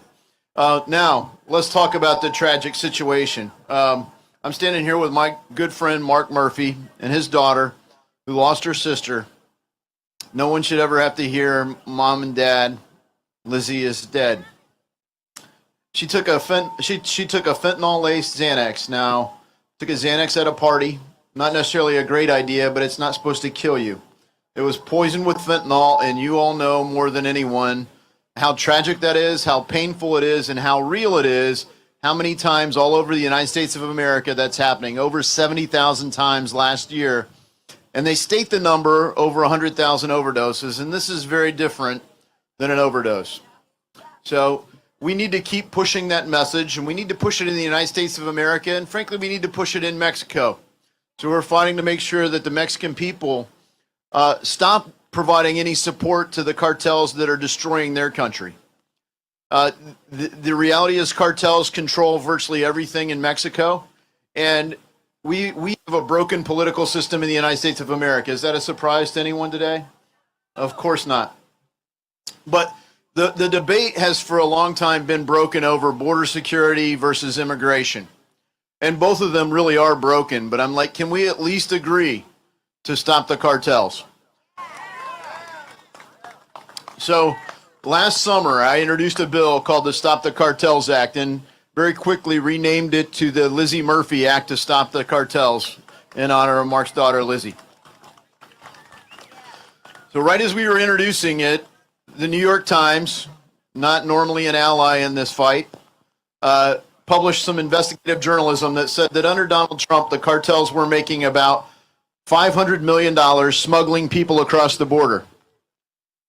At that point in time, in July of 2021, the cartels were already making over $13 billion smuggling people across the border. That's just the people part, right? So 26x. Now imagine any business you're in growing 26 times in a year and a half. The cartels are killing it just on that. But they're also killing it on the business end with drugs. China's supplying the fentanyl. And here's the crazy thing. While we have sanctions bills that we've passed in Congress, this administration has not sanctioned a single named individual. And look, that's an issue. Sometimes we're fighting Russia, we're worrying about Iran, we're worrying about North Korea. All these people have sanctions against individuals, against companies, in some cases against the entire country. But in Mexico, in China, we could be targeting this because they're in it for the money. It's not like some jihad war where the ideology is driving it. They're doing it for the money. So if we choke off the money, we can change the behavior. There are a lot of things like that in this bill, but here's the good news. The House of Representatives has taken my bill and numerous other bills and put them together into something called H.R. 2. H.R. 2 is our House bill that Republicans passed. And unfortunately, it's a standalone bill. It's a total party line vote. And right now, we're fighting to say, if there is going to be a government shutdown, can we at least attach H.R. 2 so that we can stop the cartels? Well, that's my fight. It's the number one most existential threat to our country right now, even bigger than the debt. We are going to go bankrupt at some point if we stay on the course we're on. But the policies are destroying our country, and that's what they're designed to do. Speaker after speaker has come up here and told you. Many of you have had the opportunity to go to the border and see it firsthand. And the reality, these policies are designed to do what they're doing, which is flooding our country with people. And it's not just the people, it's the other things. And look, I wish this wasn't a partisan issue, but the reality is there are no Republican-controlled sanctuary cities. No, we do need to impeach Biden. We need to impeach Mayorkas. And we need to stop the cartels. Thank you for coming here and make your voices heard. And thank you for doing the work that it takes, not just in this setting, but in the kinds of meetings that Mark does, that so many of you do. Get on your representatives' calendars, both here in D.C., back home, wherever you live, and let's build the groundswell so that the country can truly come together and stop this poison from killing our fellow citizens. God bless you all. My heart goes out to each and every one of you who's lost a family member or loved one, and God bless this great country. Thank you.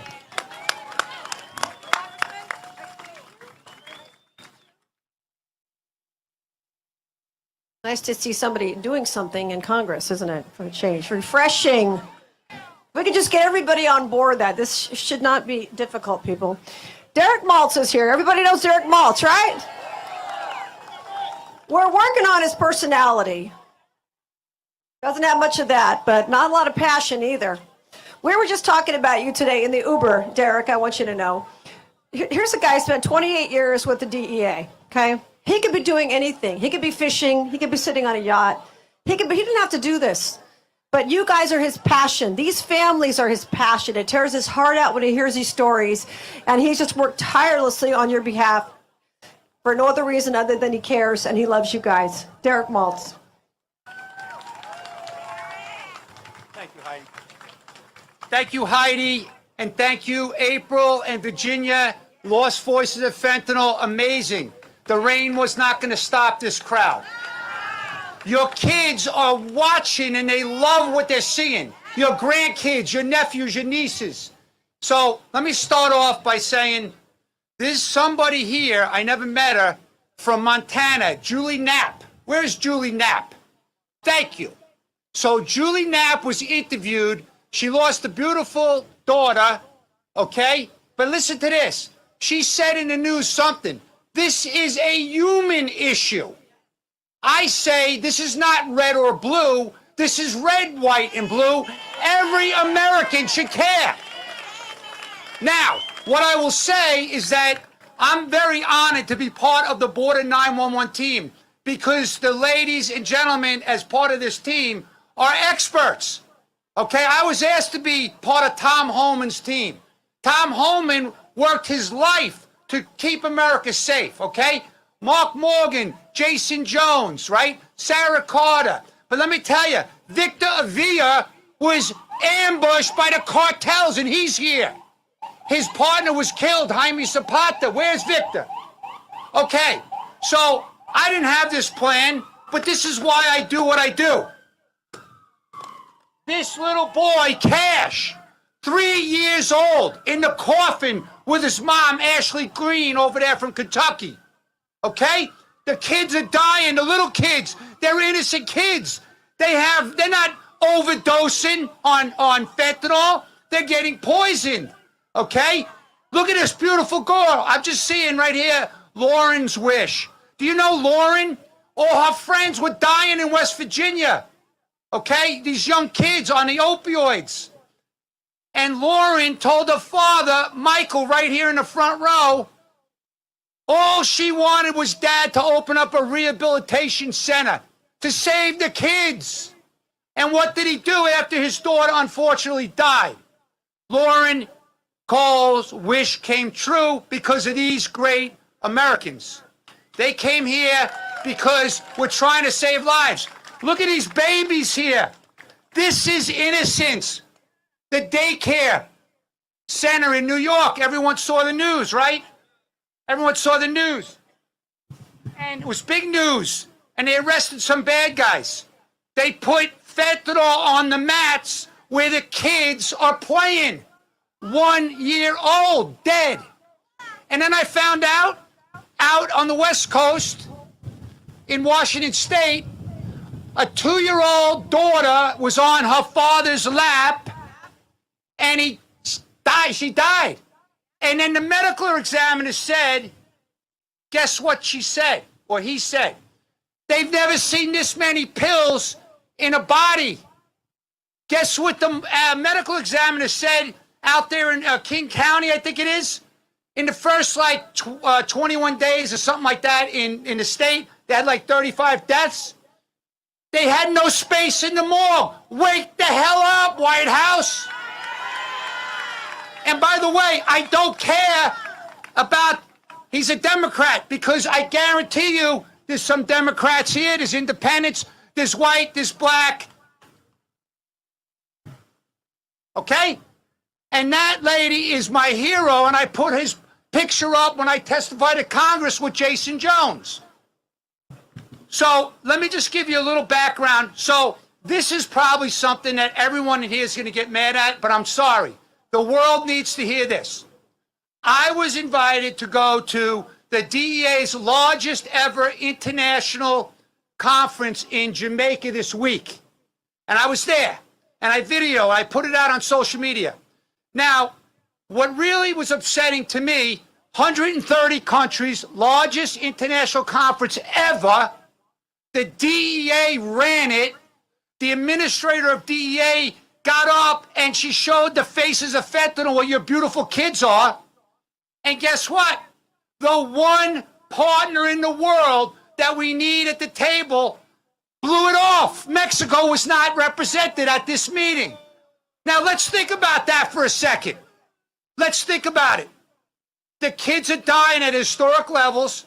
We've never had in the history of this country any terrorist organization killing Americans like this.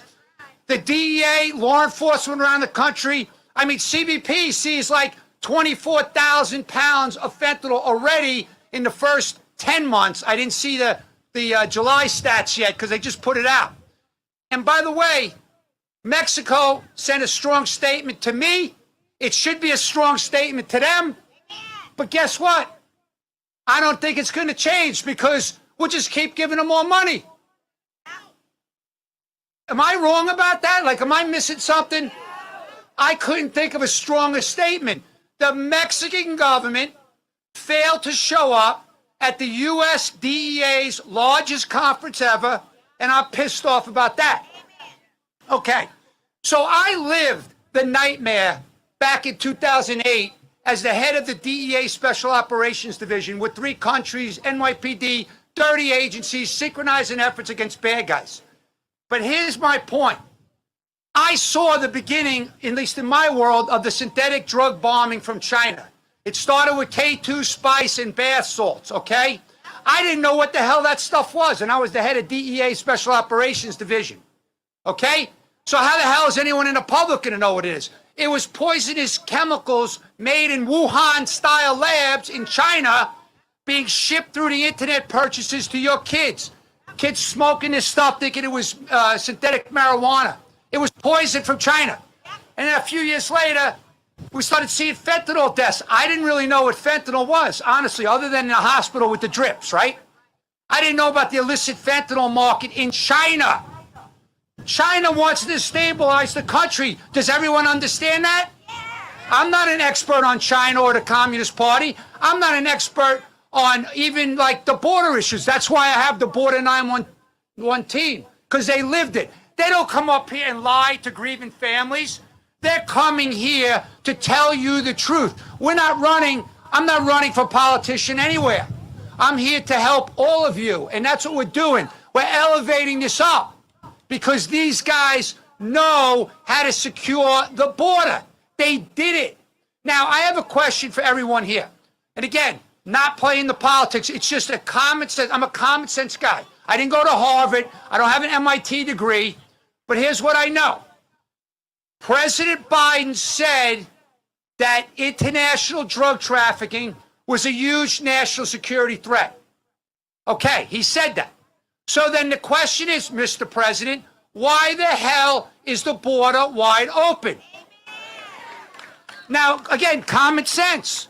They are taking advantage of our weaknesses. They're blitzing the Border Patrol, and the officials before me had it said better than I can. And then they go this way with all the poison. And then they bring back the money and the drugs. But probably the most, sorry about that, probably the most disturbing to me is that China, in my opinion, my investigative opinion, their fingerprints are on the death and destruction of the country with the poison. Even though the cartels are the proxy right now that's doing the dirty work because they want to make billions. And guess what? They're making more money now than they ever made in the history of the cartels. And does everyone here know that according to the research study that came out this week, the Mexican cartels in Mexico are the 5th leading business enterprise according to this research study? And it's published, it's all over the news. So if that's true, doesn't it make sense why the Mexican government doesn't want to go after the 5th leading business in Mexico? Common sense, everyone. Okay? And it really is upsetting. So let me just say this. I know a lot of people here are upset that law enforcement is not following through with the investigations on your children's death. And I don't blame you. But here's the reality. There are great Americans out there that are fighting hard. So I'm going to give you a quick story because I love this stuff. It's about networking. So I post a lot of stuff on Lost Voices of Fentanyl. I try to post all the media appearances, the Congress stuff. So I posted about my friend in DEA, Indiana, named Mike Gannon. He's the assistant special agent in charge. and I was putting up an interview how he was going after fentanyl dealers. So Tear Bear, where the hell is she? Tear Bear, oh my God, no wonder why she's in the front row. That lady right there pays attention, drug-induced homicide. She sent the message to her friend Diane Eastep. Where's Diane? Oh my God, I didn't even recognize you with the hood. Diane Eastep listened to her friend because of this network. She went to the DEA. She got Mike Gannon's support. The agents did a phenomenal job. And this week, the criminal, the murderer who killed her son, Drew, pled guilty to a 20-year prison sentence. So, like, it doesn't get better than that. I mean, look, we know, unfortunately, I did not bury a child. I don't know what that's like. I buried my brother who was fighting in Afghanistan in Operation Enduring Freedom, and I still have passion beyond belief because of that. Because there's brave men and women all over that are burying their, that are giving their lives up for this country. But these stories, and where is she? Please come up here. Rebecca. I highlight her only because two beautiful kids, but you know why I highlight her? Because just like everyone here, she had the courage to tell the truth in Congress, not what we're getting now. The border's not secure, okay? They don't have operational control of the border. And look at those beautiful kids, but she's fighting all over the world, just like all of you here. So for me, I just want to thank you for allowing me to become like a voice to help you. But now the Border 911 team is going to elevate this to a new level. What's that? Oh, yeah. Thank you for reminding me. Again, putting aside the politics, but President Biden laughed and referred to her child's death. 2 children dead. Okay? So that's it. Thank you for telling me. So anyway. Okay. So just so you know, I'm glad you reminded me. Sherry Cole, thank you. I go to Congress to testify, not for myself, to help everyone. Jason Jones, where the hell is he? Jason, where the hell are you? That warrior came from Texas, paid his own fare to get here. I was like, Jason, did they reimburse you? Nope, it's my money.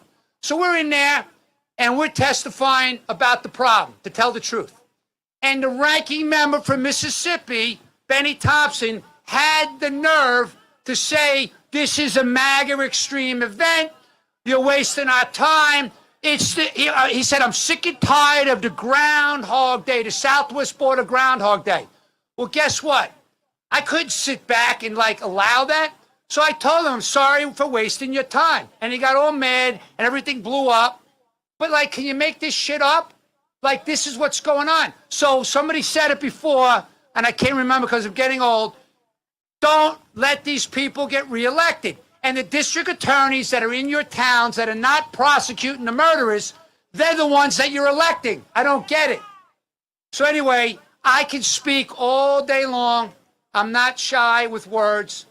I'm just really upset that we don't see the action. Why is it that the families are doing the awareness in the schools? Why is it that the families are doing the education, the banners, the nonprofits, raising money, fighting over different organizations to raise the same money, right? That's the government's job, and wasting a lot of money on other things. And I say it, and I believe this in my heart. The reason the kids are still popping pills and using coke, because they're not paying attention. No one's, I hate to say it, but they're not watching this rally. They're not watching national news and mainstream media, cable news. They're watching TikTok videos, social media videos all day long, right? So the way to educate them is you have to hit the social media sites. So I've been screaming and yelling to get professional athletes, to get role models, to get social media influencers, and get people to get 45-second messages into social media to educate the kids. And guess what? They'll send social media influencers out to do political campaign messages. And I give them credit for that because they're getting the 18-year-olds to the 25-year-olds. But why can't they send messages to educate the kids? Don't they want to save kids' lives? That's not a political statement. That's just a fact. And I put all of these social media influencers on my Twitter feed and asked them to step it up. Haven't heard back. Not surprised? That's a problem. So we got to keep it. So Ronald Reagan once said, you can't get him to see the light, you make him feel the heat. What I can guarantee you about Border 911, the people that are involved with Border 911 are going to make not only this place feel the heat, but any of these government officials that are not doing their job, they're going to feel the heat because we got a powerful voice. But more important than that, more important than the voice is the expertise, especially my friends. And by the way, Rodney Scott is also part of this team. Rodney Scott was the Border Patrol chief. And by the way, he worked under the Obama administration. He's worked on other administrations. We don't look at this as a political thing. So anyway, again, I'm probably going to get the hook in a second. So where's Heidi? Thank you so much from the bottom of my heart. Thank you for being here. Thank you for not staying in the hotels. Because like April said on a text message yesterday, that no rain, no hail is going to keep grieving mamas away from this event. So let's hear it for all the families that are out here working, spending their time to actually do something. And government, wake the hell up.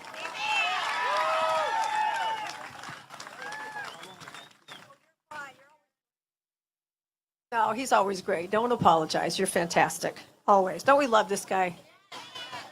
You know, nobody who's here today, all these people who've been giving of their time, nobody has to be here. They're here for you guys because they love you guys and they feel so strongly about the issue. So we thank all of them for that. Dr. Ronit Lev is here. You may have heard her podcast. It's called High Truths on Drugs and Addiction.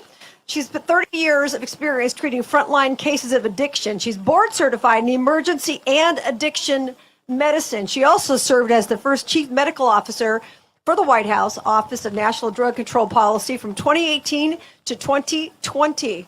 Dr. Ronit Lev. There she is. Hello, doctor. Nice to have you here.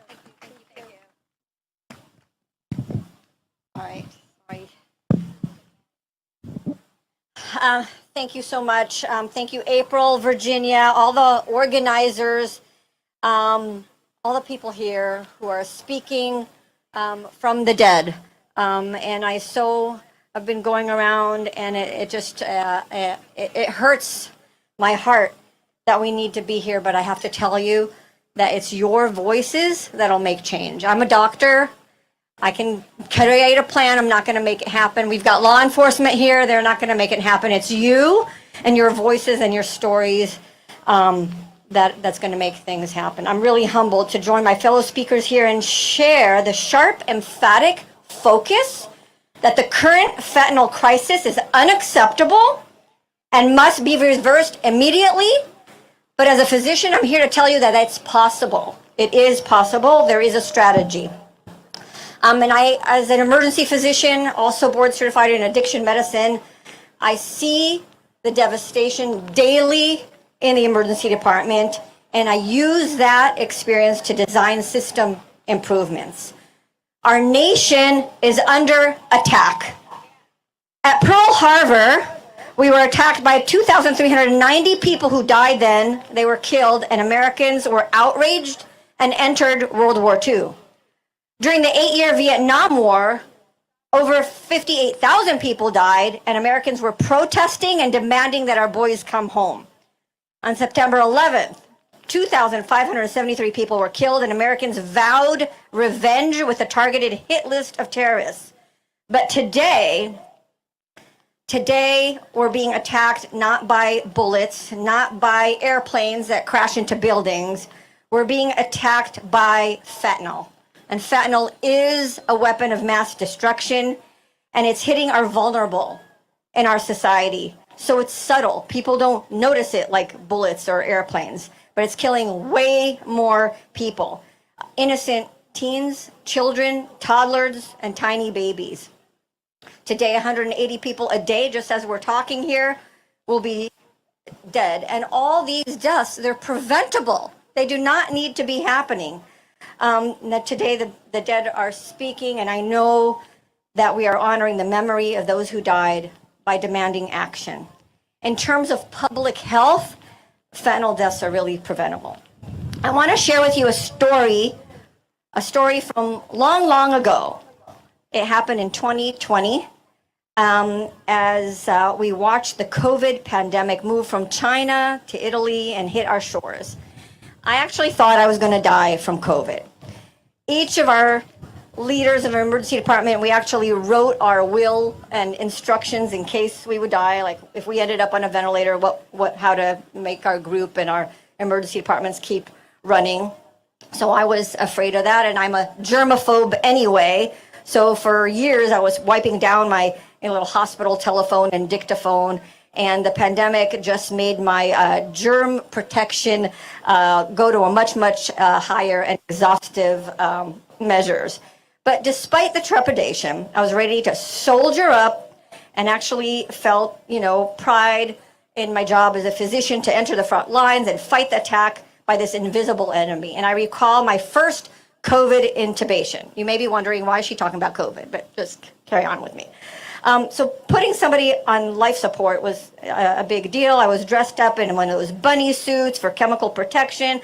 My shoe covering went up to my knees. As you could tell, I'm not very tall, and there's only a one-size-fits-all gowns in the hospital. And I had a papper on my head. It was circulating air, making a lot of noise with a motor around my vest.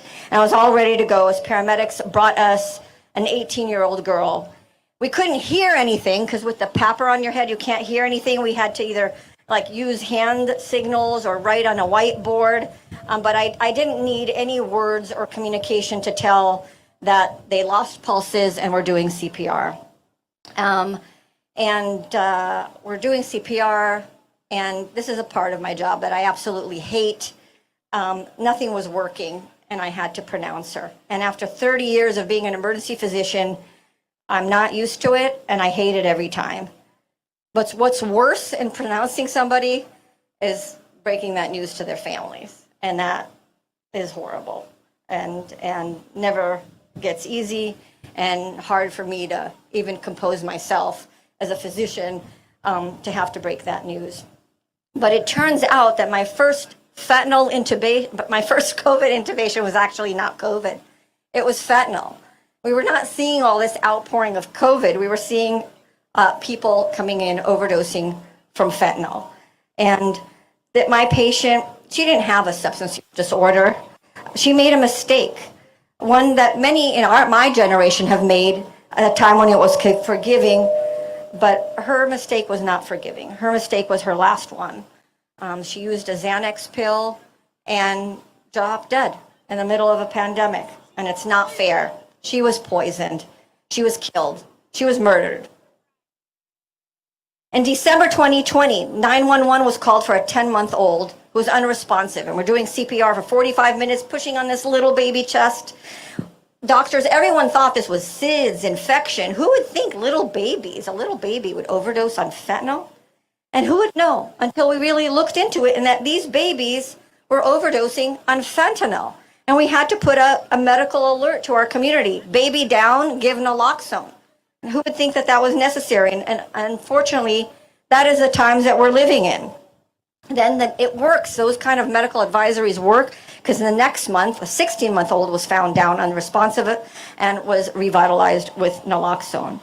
And according to Families Against Fentanyl, analysis of the CDC data, fentanyl fatalities amongst children is rising faster than any other age group. Since 2015, deaths among infants has increased tenfold. These babies, do they have a substance use disorder? No. I ask you, why do we have a fentanyl problem? If we want to fix something, we have to understand it. Why do we have a fentanyl problem?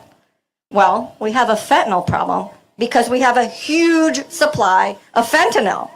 Supply matters. It matters a lot. Americans are not innately more addicted or have a craving to fentanyl than people around the rest of the world. We have a problem because of the supply. And if we don't handle that supply, then we would just have more deaths. Why do we have less heroin overdoses now? Because we have less of a supply of heroin. Why do we have less prescription opioid deaths now? Because we have less of a supply of those drugs. And we have to address things both upstream, at the cartel level, at the massive weapon of mass destruction level. That's where you kind of plug the hole in the problem, but also downstream. Some people think that they're being compassionate to criminals who sell drugs, who kill your children, and they have compassion for them because maybe they have a substance use disorder and we don't want to be hard on crime. But people who think they're being compassionate are not. They're being cruel. They're being cruel to the victims, to your children, and they're also being cruel to the perpetrators. They're not giving them a chance to change their ways, to clean up their lives. So it's really not compassion, it's cruelty. My friends know that I'm infected.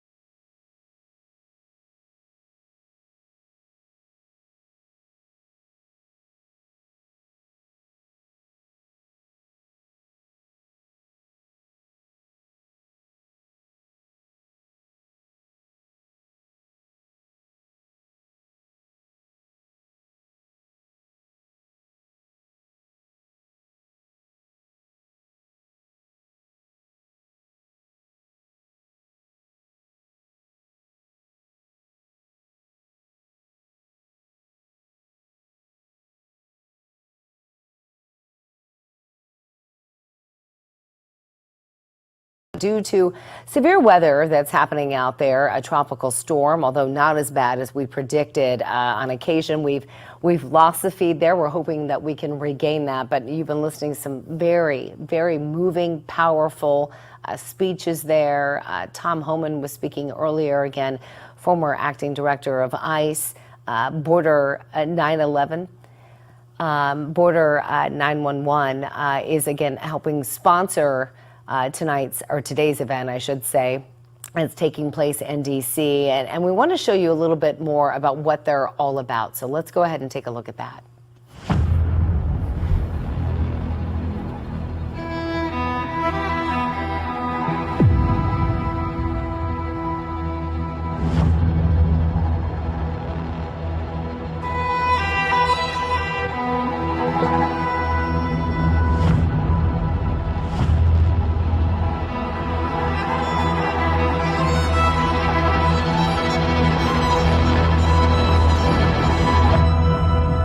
Whether it's terrorism, whether it's those seeking to come to this country doing us harm, whether it's the narcotics that are killed over 100,000 Americans, especially fentanyl, whether it's about the sex trafficking of women and children, all of this stuff matters.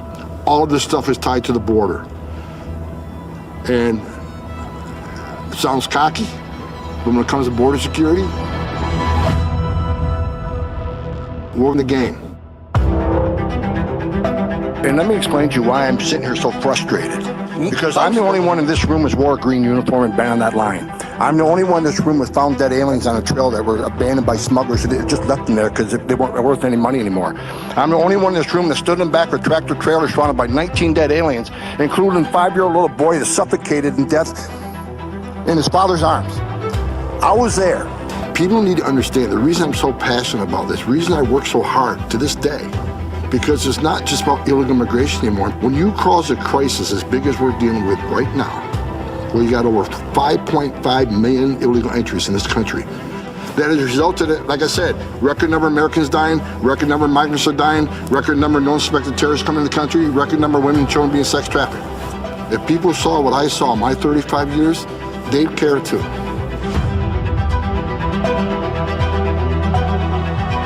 One gram of this sweet and low could kill 500 people if it was fentanyl. So it doesn't take a lot to kill. And unfortunately, the Mexican cartels are working with the Chinese transnational criminals, bringing in mass amounts of fentanyl, making fake pills. The DEA administrator reported that there was enough fentanyl seized by the DEA alone to kill everyone in America.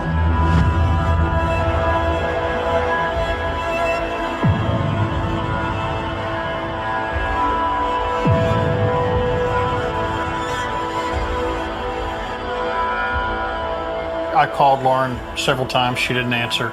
I left work.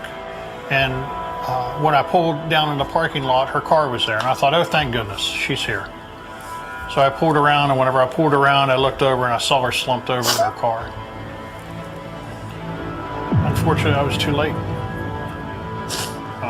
They said with as much fentanyl as she had that she probably died instantly. Yeah. There are hundreds of thousands of Laurens. Kids that took one pill, recovering addicts. They're dying.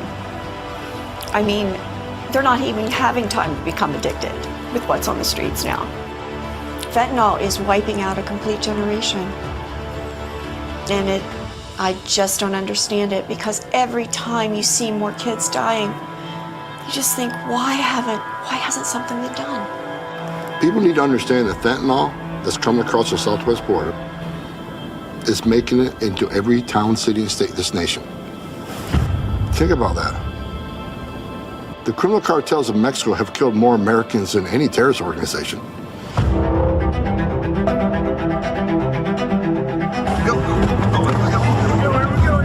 Bail out. Bail out. Driver's wearing a green shirt.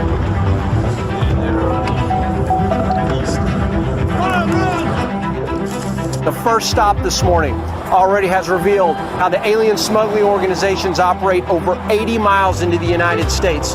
But one thing I can tell you that these detectives know very well is that what gets by them impacts the rest of this country. 11 o'clock, the other guy should be about a quarter mile ahead there. How many do y'all have in custody, and how many do you think you got outstanding roughly? I think we got 7, and we're looking for at least 5.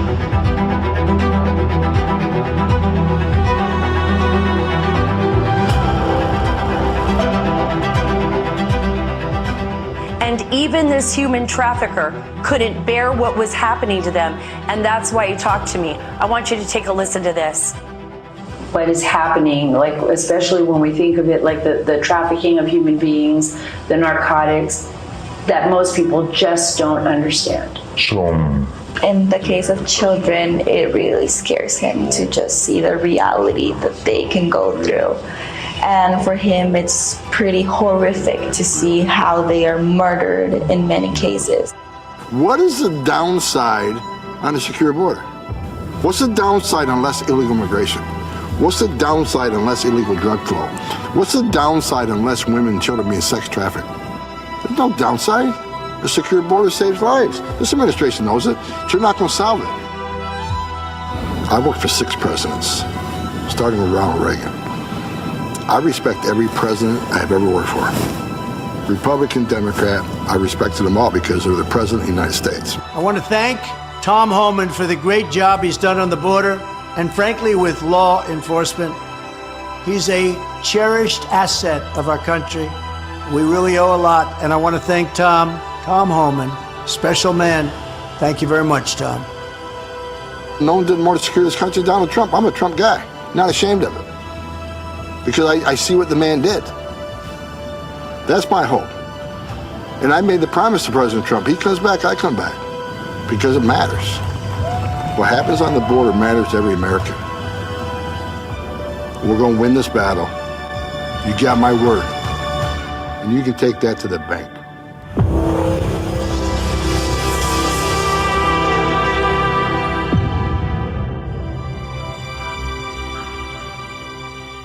Wow, very powerful video there by Border 911. Of course, that is the organization that is sponsoring today's event. This is, of course, the Lost Voices of Fentanyl. This is a grassroots organization trying to get the word out there how dangerous fentanyl is. Again, it's a #1 killer for Americans between the ages of 18 and 49. Think about that. There's been enough fentanyl seized in this country to kill every American 7 times over.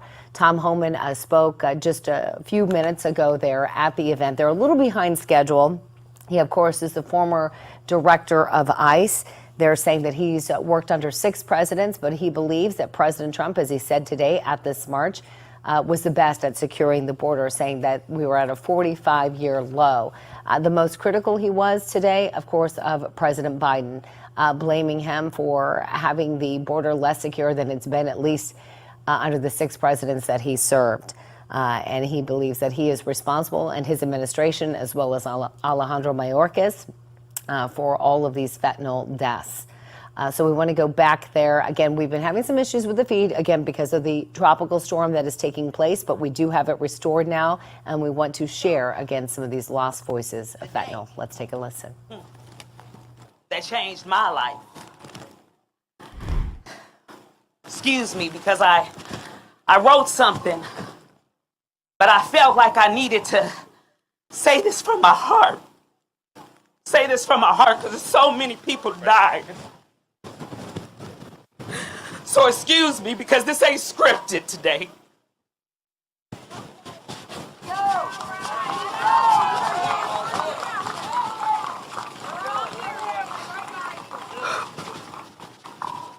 I got a phone call that my dad overdosed. Overdosed. That's not my dad. So when I got to the hospital, they told me my dad had 6 heart attacks. 6 heart attacks. And he was brain dead. My dad wasn't married and I'm his oldest child. So I had to take on all this responsibility. Taking my father off of life support.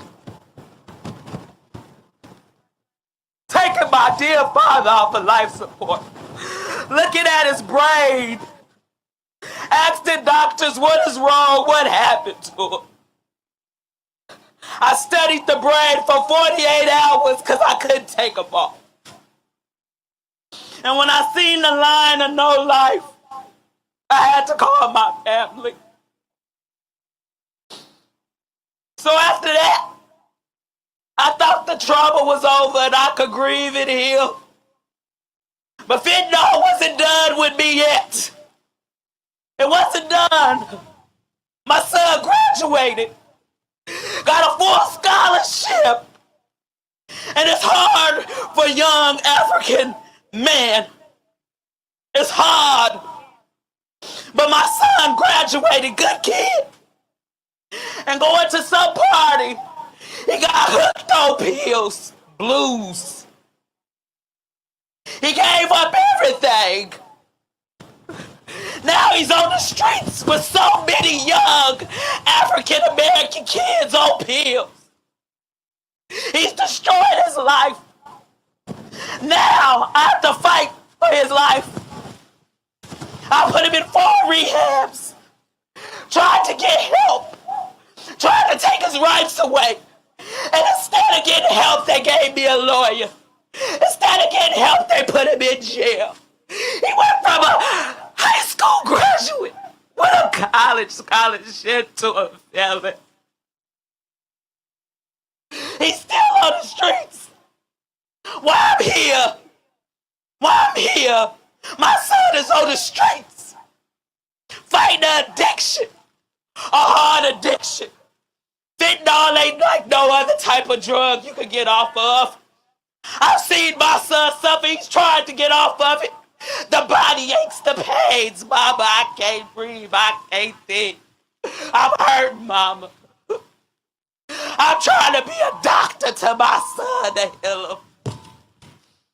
With no help. No help from this government. No help. No help. No help. That's why we're here. No help. It's time. It's time to rise against fentanyl. And I'm here to talk, especially to my African American community that's not standing for this. Thinking that we don't have no help. Thinking that we can't all come together. It ain't about no race. We are all God's people. We are all God's people. We all need to be here. We all need to be here. Fight for each other. Y'all are my brothers and sisters, no matter what race we are. I'm mixed with so many races. It's time to rise against this. It's time to come together. I'm begging my people to come together and stop this madness and rise against fentanyl. I thank April so much for taking my call. She didn't have to. I watched her group for a whole year. I couldn't speak about it. Ashamed, because I'm such a good mother. I didn't want to tell nobody that my son was on drugs, on fentanyl. That he gave up everything, that my dad is gone. I didn't want to tell nobody, but Lost Voices of Fentanyl gave me a voice. It gave me a voice. And that's why I'm here. I thank everyone here today. And just keep fighting. Don't give up no matter what.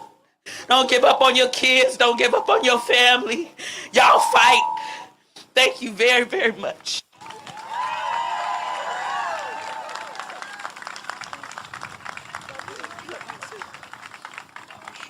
You want to go? No. Wow.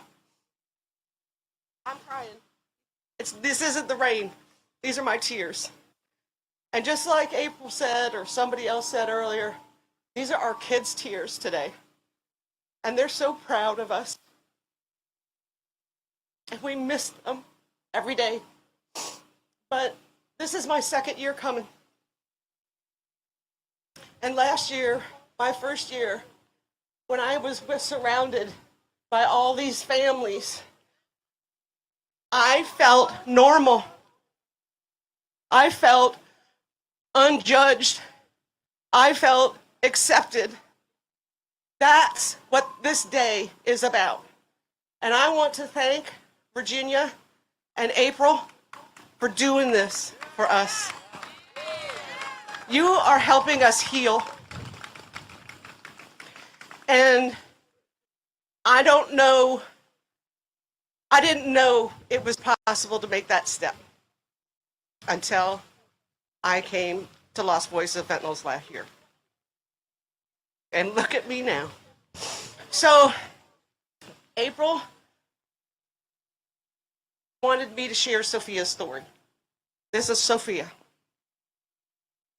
Daughter number 2 out of 4, college graduate, professionally employed, super smart, competitive as all get out. We banned her from family board games because she was a bad loser. Sophia, I moved her into her new apartment in Charlotte on July 5th. And she had gotten a promotion, so we moved her. And on August 16th, she went back to Boone to visit some friends. And on the way out of town, she stopped to visit an acquaintance just to say hey. She was thirsty. And she opened what she thought was a bottle of water with its label on. And she chugged it because she was thirsty. What Sophia didn't know about that bottle of water is that it contained 8 nanograms of dissolved fentanyl. You know, we all know fentanyl is colorless, odorless, solvable. We don't know why that person had fentanyl in that water bottle. But Sophia died instantly on this person's kitchen floor. She didn't feel any pain. She didn't have any panic. She lost her future. And it feels at times that we lost ours. And I know you all know how that feels. The person who was responsible for Sophia's death, lied, blamed her for her death, and the police believed it. It took us, in the great state of North Carolina. Hey, I want to give a shout out to the North Carolina people. Who's here?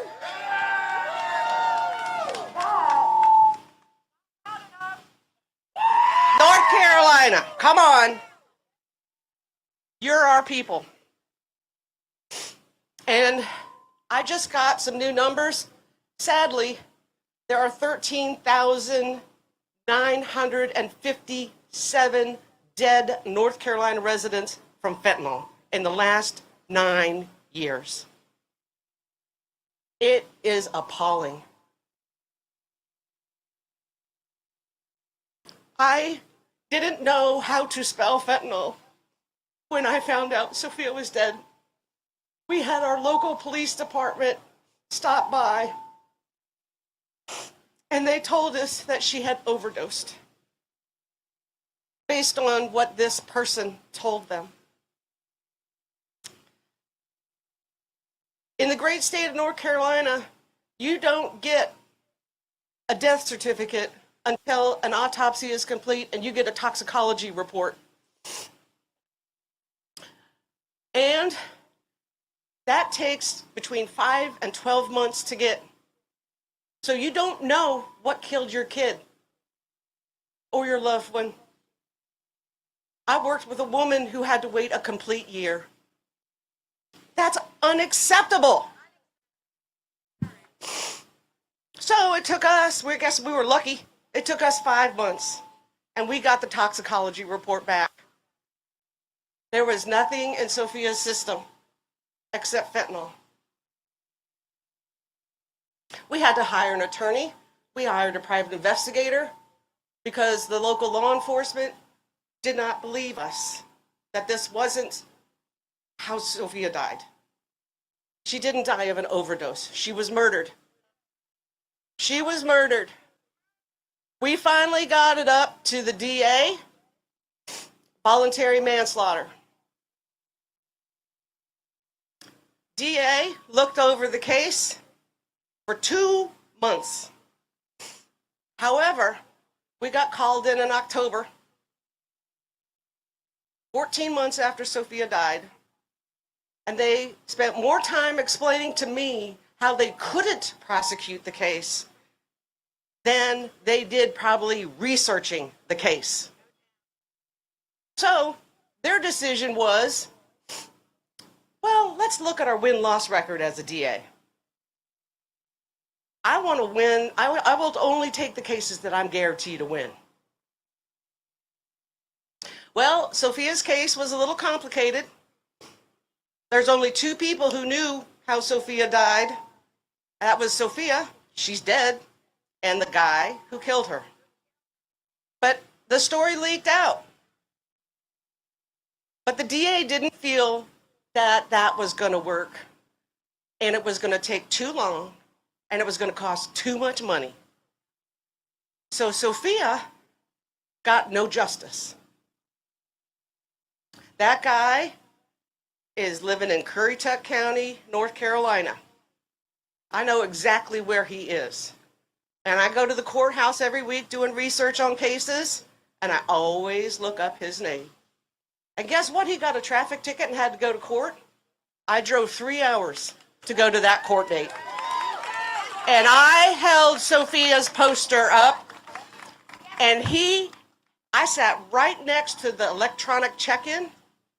He had to take his keys out of his pocket, all that stuff. He looked up, he saw Sophia, he looked at me, and he did this. And he shame-walked into the courtroom. I sat there for 3 hours, and I watched him, and he watched me, but he always looked down. He is never going to forget whose life he took.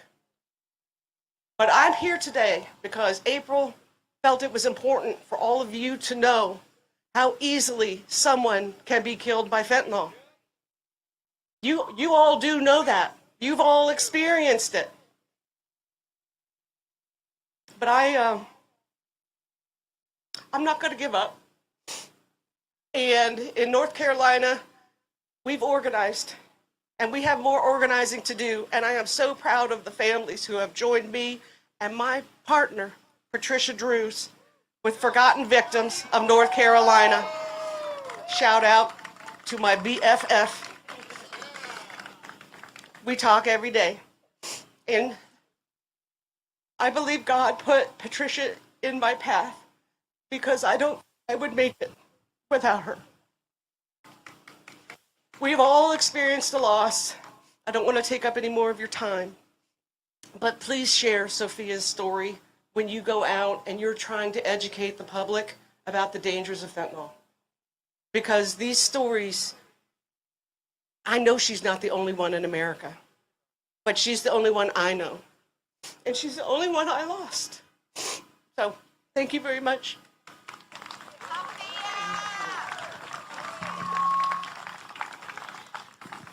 Hi, everybody. My name's Ashley. It's hard. As everybody knows, this is my 3-year-old.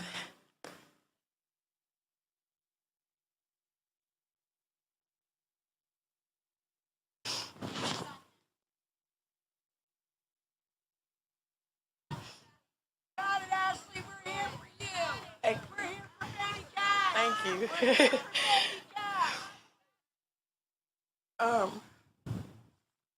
I'm who y'all are fighting for. Some of them. I was an addict. I had a drug of choice of crack cocaine, and it went downhill really quick. I lost my home. I lost my kids. I lost the car, the job. I was a streetwalker. And for 2 years, as I was in addiction, I didn't know how to get clean on my own. I couldn't do it. It was hard. I don't know what else to explain it. Like, it was hard. It was difficult. It's a hold on your mind that is unlike no other. And so when I got the termination rights for my other 2 kids, if I didn't act, I dropped to my knees. I had drugs in my hand. I believe in a higher power. I believe in a God. So I knew he was walking with me because it was amazing how quickly the desires and the cravings went away as soon as I asked him. I'm like, take this away from me. I can't do this on my own. Send me a sign. I need to get out of this. You know, I need to get back to my family. I need to get back to my kids. I wanted to be a mother again. I've been a mother ever since I was 14. So it was just something that I was lacking in my life. And so, yeah. When I dropped to my knees, I did ask God to take away the desires. And no sooner than I made that prayer, to a week from the time I made that prayer, I found out I was pregnant with my baby. And so the next day, I called Medicaid. I got on insurance. I got into, I got free medical, should I say, due to me being homeless and addict. I called rehabs. By day 3, I walked into rehab. March the 27th of 2019 is my sobriety date. And so, I know, yeah, I know, right? It's a big achievement. And so, with my son, he's the one that got me clean. I couldn't do it, but when I found out I was pregnant and I had something growing inside of me, I knew I couldn't keep getting high. I knew that this was done. It was over. It was a road. It was a closed door. So I didn't see fentanyl or any other drug-related topic in my future, just due to me giving it up. I didn't know I would be standing amongst you guys. I just didn't know this would be my future. And so with my son, he got me my smile back. He got me the car that I've never made payments on cars before. That was so different to me. But due to my son, I'm making payments on a car. I got the job for 2.5 years. I went from an apartment to a house with a backyard. You know, like all these major accomplishments that I was dreaming of in my addiction, that I thought was impossible due to me being an addict. He bought that to me. He bought the fiance. I'm engaged now. You know, he bought all my blessings. I got engaged March the 25th, and my son passed away April 19th. So his story was that he was over his dad's house, and me and him shared custody. I had him a week, and he had him a week. And so his dad took in a woman with her 2 kids, and she had a room upstairs. They were downstairs. So baby Cash was last seen going alive up in her room. And his dad woke up in the bed with him dead in the bed with him. And from our understanding, and she carried him downstairs due to her panicking that he had passed away. She carried a dead baby downstairs and placed him inside of his bed. And for him to find him that way. And so when he died, it was like, because I had just got engaged, I was like, wow, maybe he passed in his sleep. You know, this was maybe a natural cause. Only 3 years old, yeah, but I was just like, this is, you know, what could be the cause of him? Then nothing happened. They did the x-rays on him at the hospital. They did everything, you know, all the basic screens they need to do, so nothing was physically wrong with him. So we was waiting for his toxicology report. And for 2 months, I just thought my baby died from natural causes. It wasn't until DFC called me and said, hey, we need to talk to you about what's in your child's system, what made him die. And I immediately panicked because I'm like, what's going on? What would possibly be in a 3-year-old system? And when they sat me down and told me it was fentanyl, my heart broke. Because I'm like, how did this baby save me from addiction only to die from somebody's addiction? Like, this ain't fair. He was my saving grace. He was everything that I thought I couldn't be. He brought me self-worth again. I didn't feel worthy as an addict. I didn't know that I would be able to stay on my job that long. I didn't know that I was be able to get a house, a car, any of those things. And all of a sudden he's gone due to somebody else's addiction. So basically with his case, there was 4 people in the house, and it's going to be hard to prosecute because everybody's been interviewed. The lady responsible, she's the only one with the fentanyl use. She's in drug court for fentanyl. She's had fentanyl recorded in her system. She actually overdosed a few weeks after my son died and was revived. She gave a false name at the investigation. Like, how can they not pin this on this lady? But legally they can't. They don't have the the right tools to actually say that she did this. So I'm fighting for a baby cash law. I want if an infant, a toddler, anybody died that didn't have an addiction, this 3-year-old did not have an addiction, he should not have fentanyl in his system. Because he won't be able to learn to tie his shoe. He won't be able to learn to write his names. Like, I'm jealous of the mommies with their tattoos of their kids' names, their handprints and stuff, because I can't get that with my baby. I gotta get scribbles.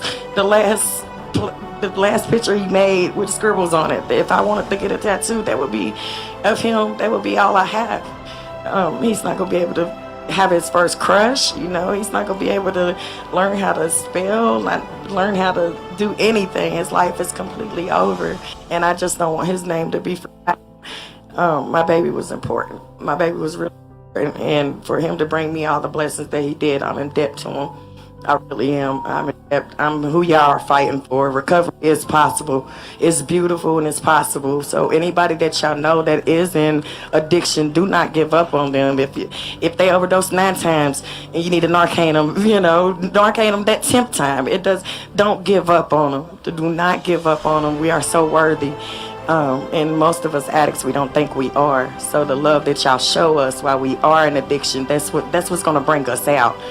And it took a baby for me, but no telling what it'll take for the next person. I'm just telling my story. I know what it took. I know that my baby's memory and his legacy is more than just this. He's important. And I would love to baby cash law, a baby cash law that prosecutes anybody in the house when a toddler dies. There's no reason why he should not get justice. He would be the spokesperson for these babies, as far as baby Trinity and baby Cameron, baby Dominique, the one that just died in Brooklyn, or the Bronx. Like, This is not okay. This is not okay. I'm speaking for the babies. I'm here to be their voice. Fentanyl is killing everybody. It is killing toddlers. Toddlers. We should not be okay with this. We should not be okay with this. And that's all I got. And I thank y'all for listening.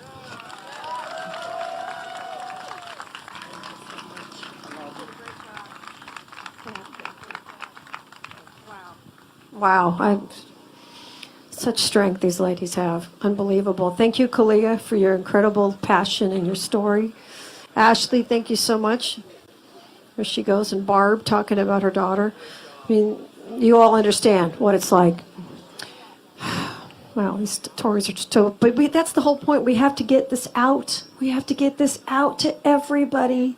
And that's why we're doing this. And it's so important to have you all here. And I so appreciate... The rain finally stopped. Woo-hoo. Let's hope for a second anyway. All right.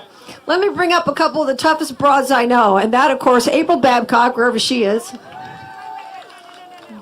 What? I thought you were coming up.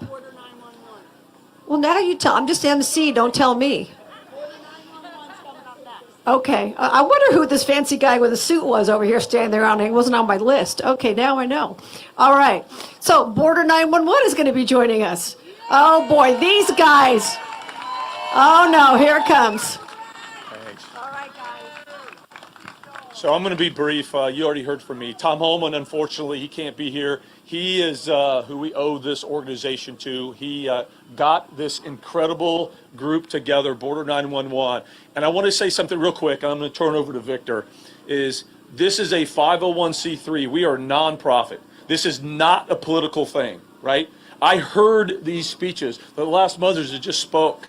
We want to take that and we want to address one of the issues, an issue that is supposed to be non-political, and that's to secure our border, right?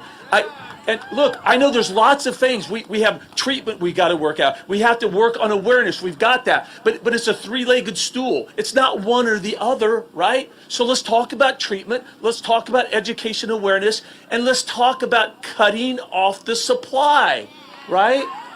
And that should not be political. We don't want to be political. So let's secure the border. Let's go after the cartels. Let's destroy the cartels.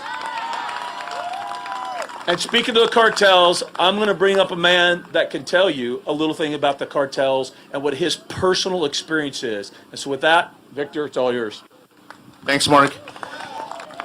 First, I want to tell you how honored I am to be here with you today. Part of my career changed as a special agent for Homeland Security Investigations when I served in Mexico, combating the cartels, combating the human trafficking, the drug trafficking. My partner and I were ambushed by Los Zetas cartel when we served there, and he was killed next to me. And I'm here by the grace of God after being shot 3 times. So I know the evil that those cartels bring to our country and the imminent threat that they are to our country with the fentanyl, and we all know with the help of China. And by the way, you guys spoke about it and Derek mentioned this. We understand that the cartels, they're actually the soldiers. Who's behind the cartels? It's China, it's Venezuela, it's Cuba, it's Russia, it's these bigger countries. So think of the cartels as corporations, because that's what they are. They're sophisticated networks that are heavily present in our country and in 40 to 50 countries abroad. These are not gangs. These are evildoers that are killing us, literally. I'm here because God left me here for a reason. And so I'm very fortunate to be part of this Border 911 effort, because we will bring you the truth. As we speak right now, we have thousands of people walking into the border in Eagle Pass, Texas. And that White House over there still denies that the border is open. But our eyes are telling us something completely different. We spend a lot of time down there. We will continue to spend the time at the border. We're going to bring you the truth and the impact that it has throughout our country. And we will bring on it, and we'll bring them the heat, because that's what they need. We need to force them to act. Thank you. You guys have a special place in my heart.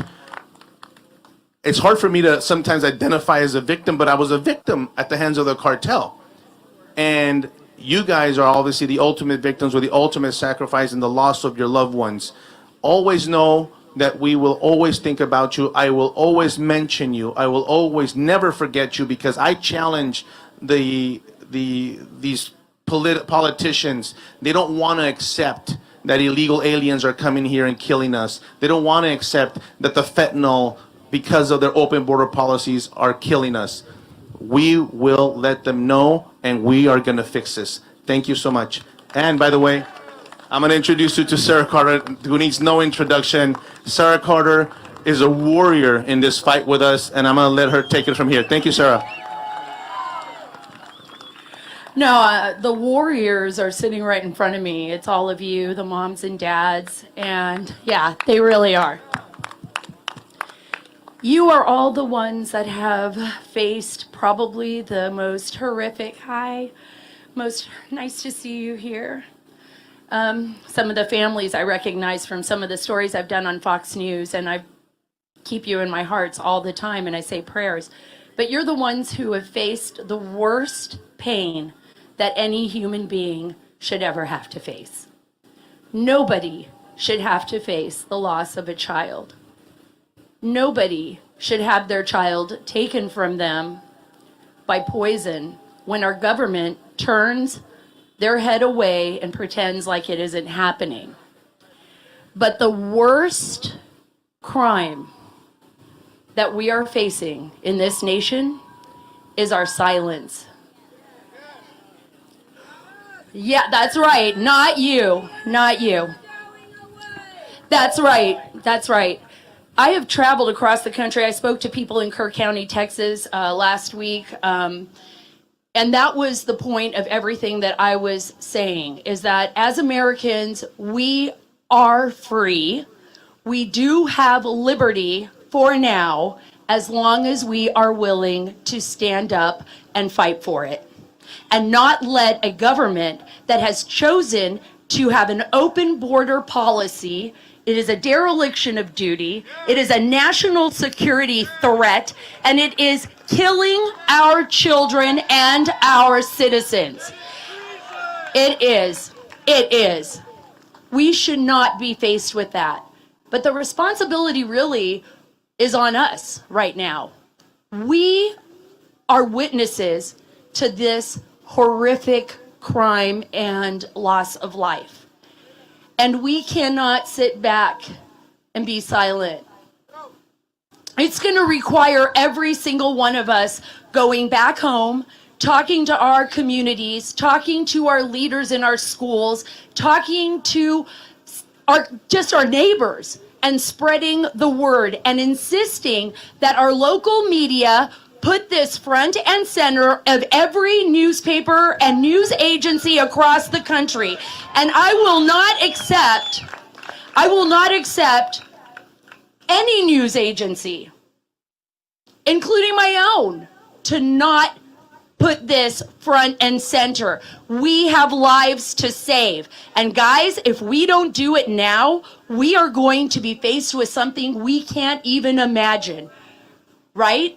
I know everybody says this is not political. It's not political. You're right. It's not political. It should be a bipartisan issue. Every single Democrat and every single Republican should come together, sit down in Washington, D.C. in this swamp, clean up their own mess. I was going to say a different word, but I'm going to be nice today.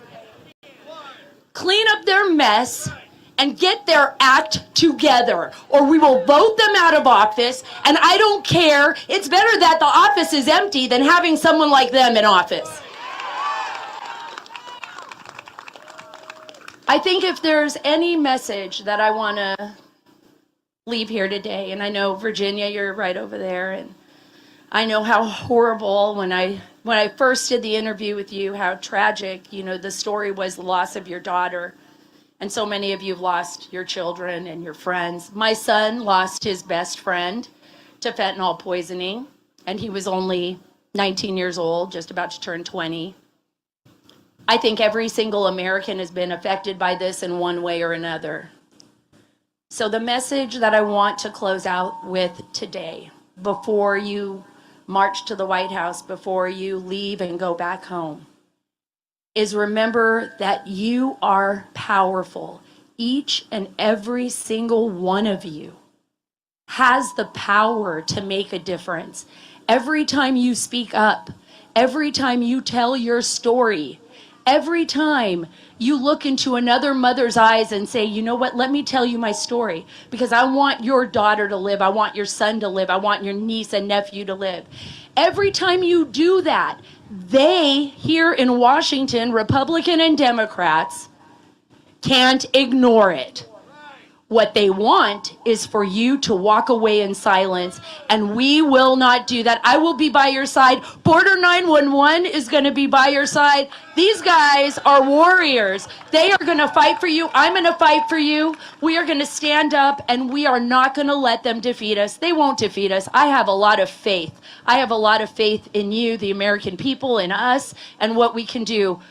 We still have a Constitution. We still have a First Amendment. And we still have freedom. Let's keep it that way. Thank you.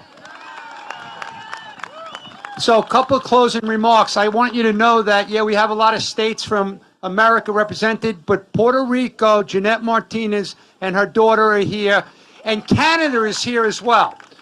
Border911.com is where you can find a lot of information, moving full speed ahead. This train moves 1,000 miles an hour, okay? It's an action train. One last thing, only because Lost Voices of Fentanyl, Ron Rebo, he's here. He lost his nephew. But here's the deal. He gave me an analogy which I think sums up what we're trying to say. And that is, if your house had a massive flood and the pipes exploded on the second floor, you'd have to shut off the main valve first. The main valve right now is Mexico and the cartels. So we're going to do anything we can to shut them down.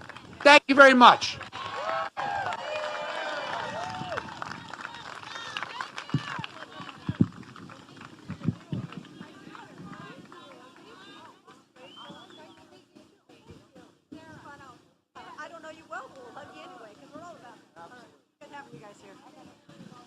So incredible. Their stories are great. All right, now I'm going to introduce you to a couple of the toughest broads I know. Although everybody here, can I just say, can you give yourselves a round of applause for being incredibly tough people?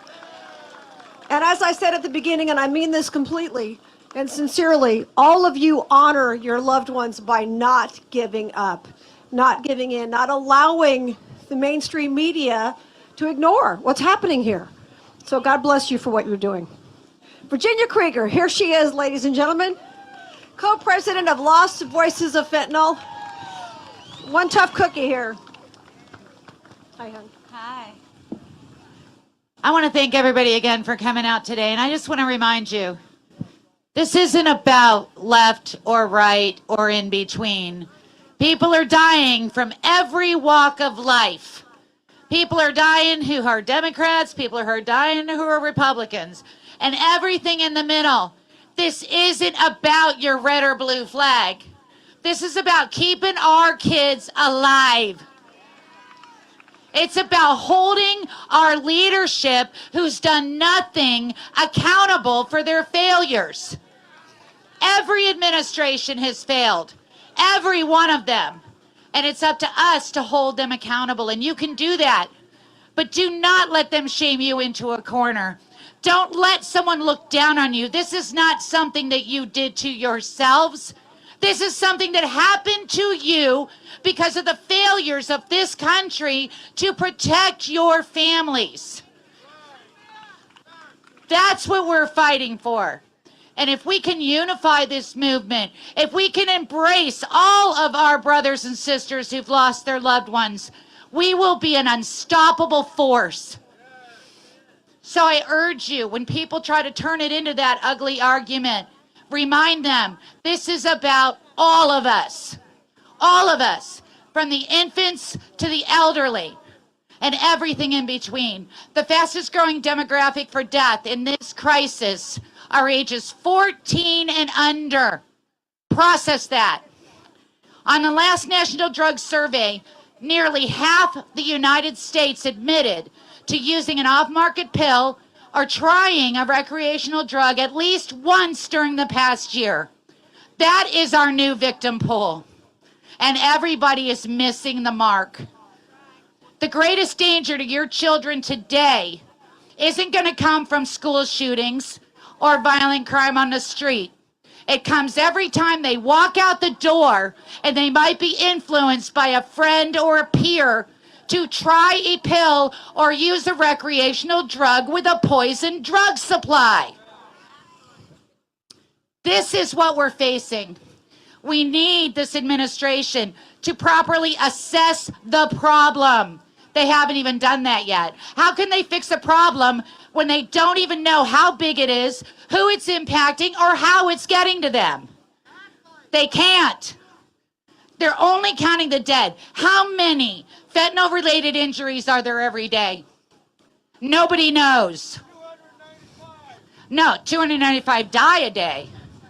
They don't know how many injuries there are.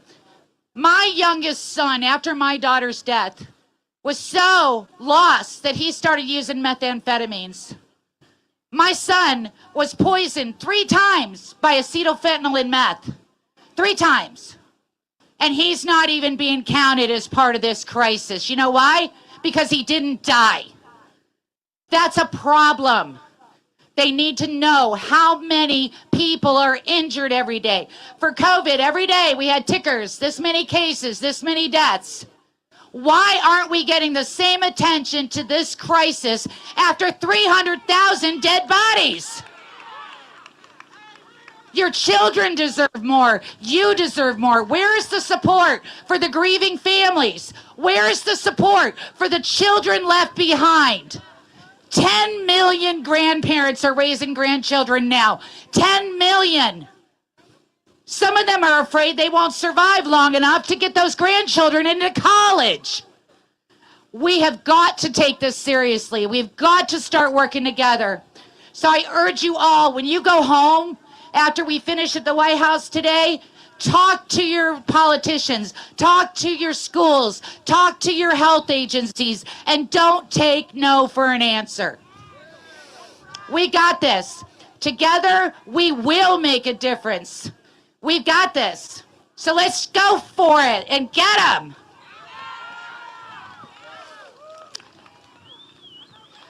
Next, I want to bring up one of the greatest ladies I know. Where is she at? Miss April. You know, I met April at a family summit we had in 2020. She said to me, hey, I want to hold a rally at the Chinese embassy. Or no, she said the Capitol building at first. And I said to her, that sounds great, but why should we go there? Let's go to the head of the snake. Let's go to the Chinese embassy. And we did.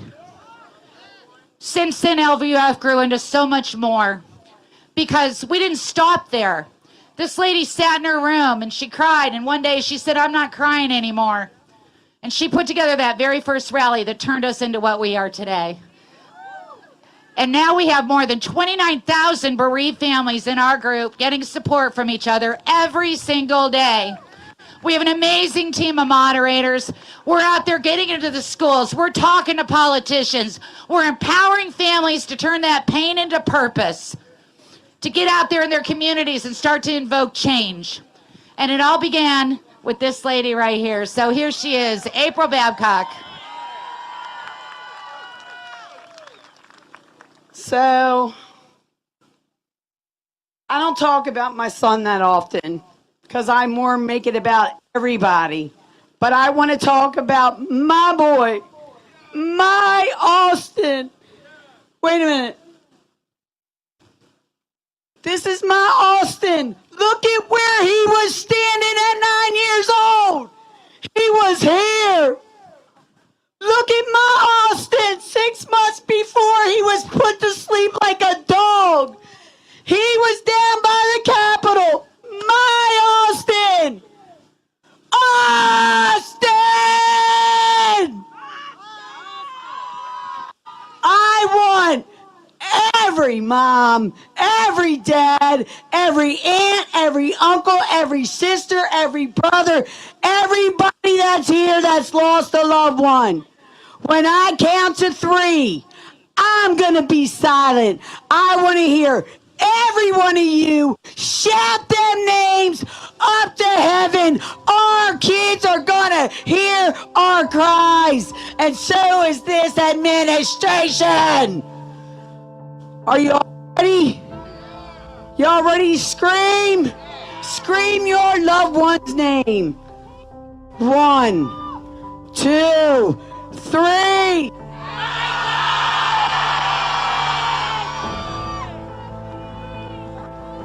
We are never shutting up. We're never going away. This army grows every day by 300. But where are they at? You got 30,000 in the group. That's nothing. Where are they at? They don't know we exist. We got to get it out there. We got to pressure these politicians every day, and we won't stop. We want the cartels labeled a foreign terrorist organization. We want illicit fentanyl and its analogs a weapon of mass destruction. God help us. God help us. She buried her baby. This isn't normal. I will never say this is my new normal ever. So I want to thank everybody here today. I love all you guys. Without you guys, you're my tribe, you're my people. LVOF strong. So I'm pretty much done speaking. But at 3 o'clock, we're meeting right in this corner, and the march is happening. We got some time now to look at the banners, go PP, and I love every single one of you guys. God bless America.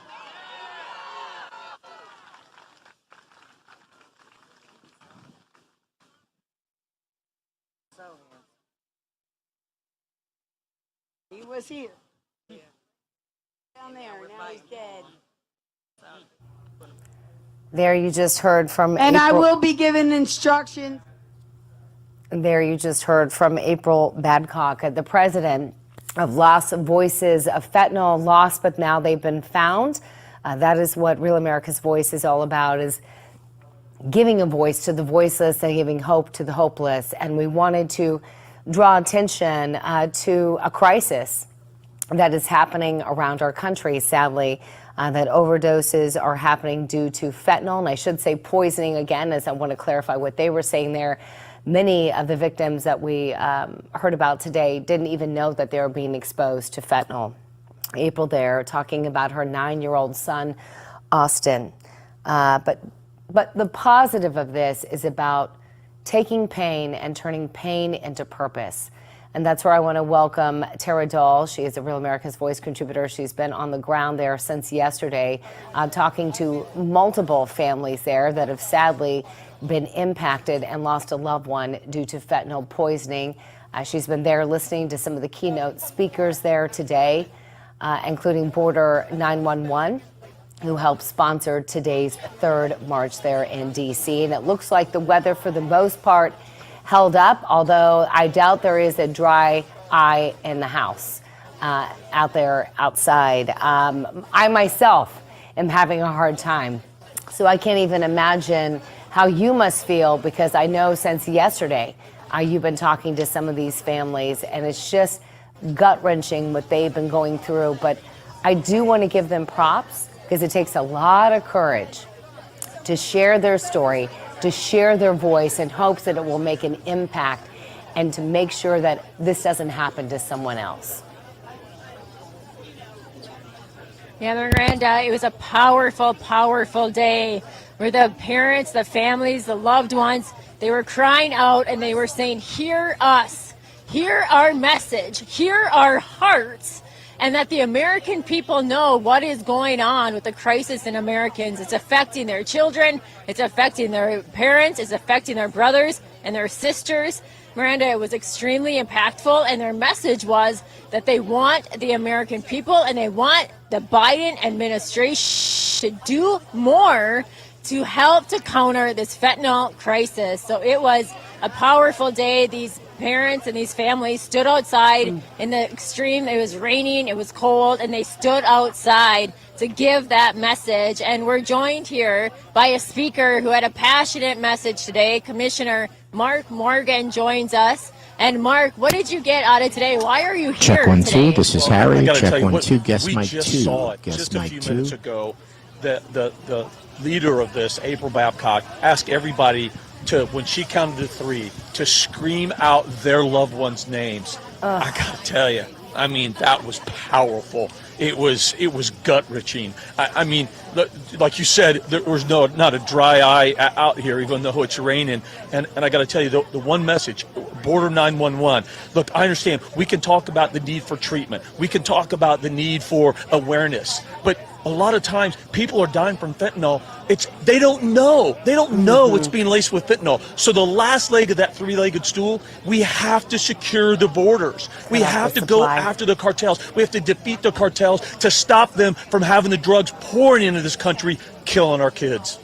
And you just launched Border 911. Can you tell us about that? Yeah, so Border 911, Tom Holman, another great patriot. He really got a conglomeration of not just border security experts, also people that understand the cartels, like Jason Jones, people that understand the cartels and what they're doing with the drugs, like Derek Mulch with the DEA. And so our sole purpose is to bring awareness to why we must secure the border and why we must go after the cartels, because if we can't defeat the cartels, if we don't secure the borders, the drugs will not stop. They're going to keep coming across, pouring across the open border and killing Americans.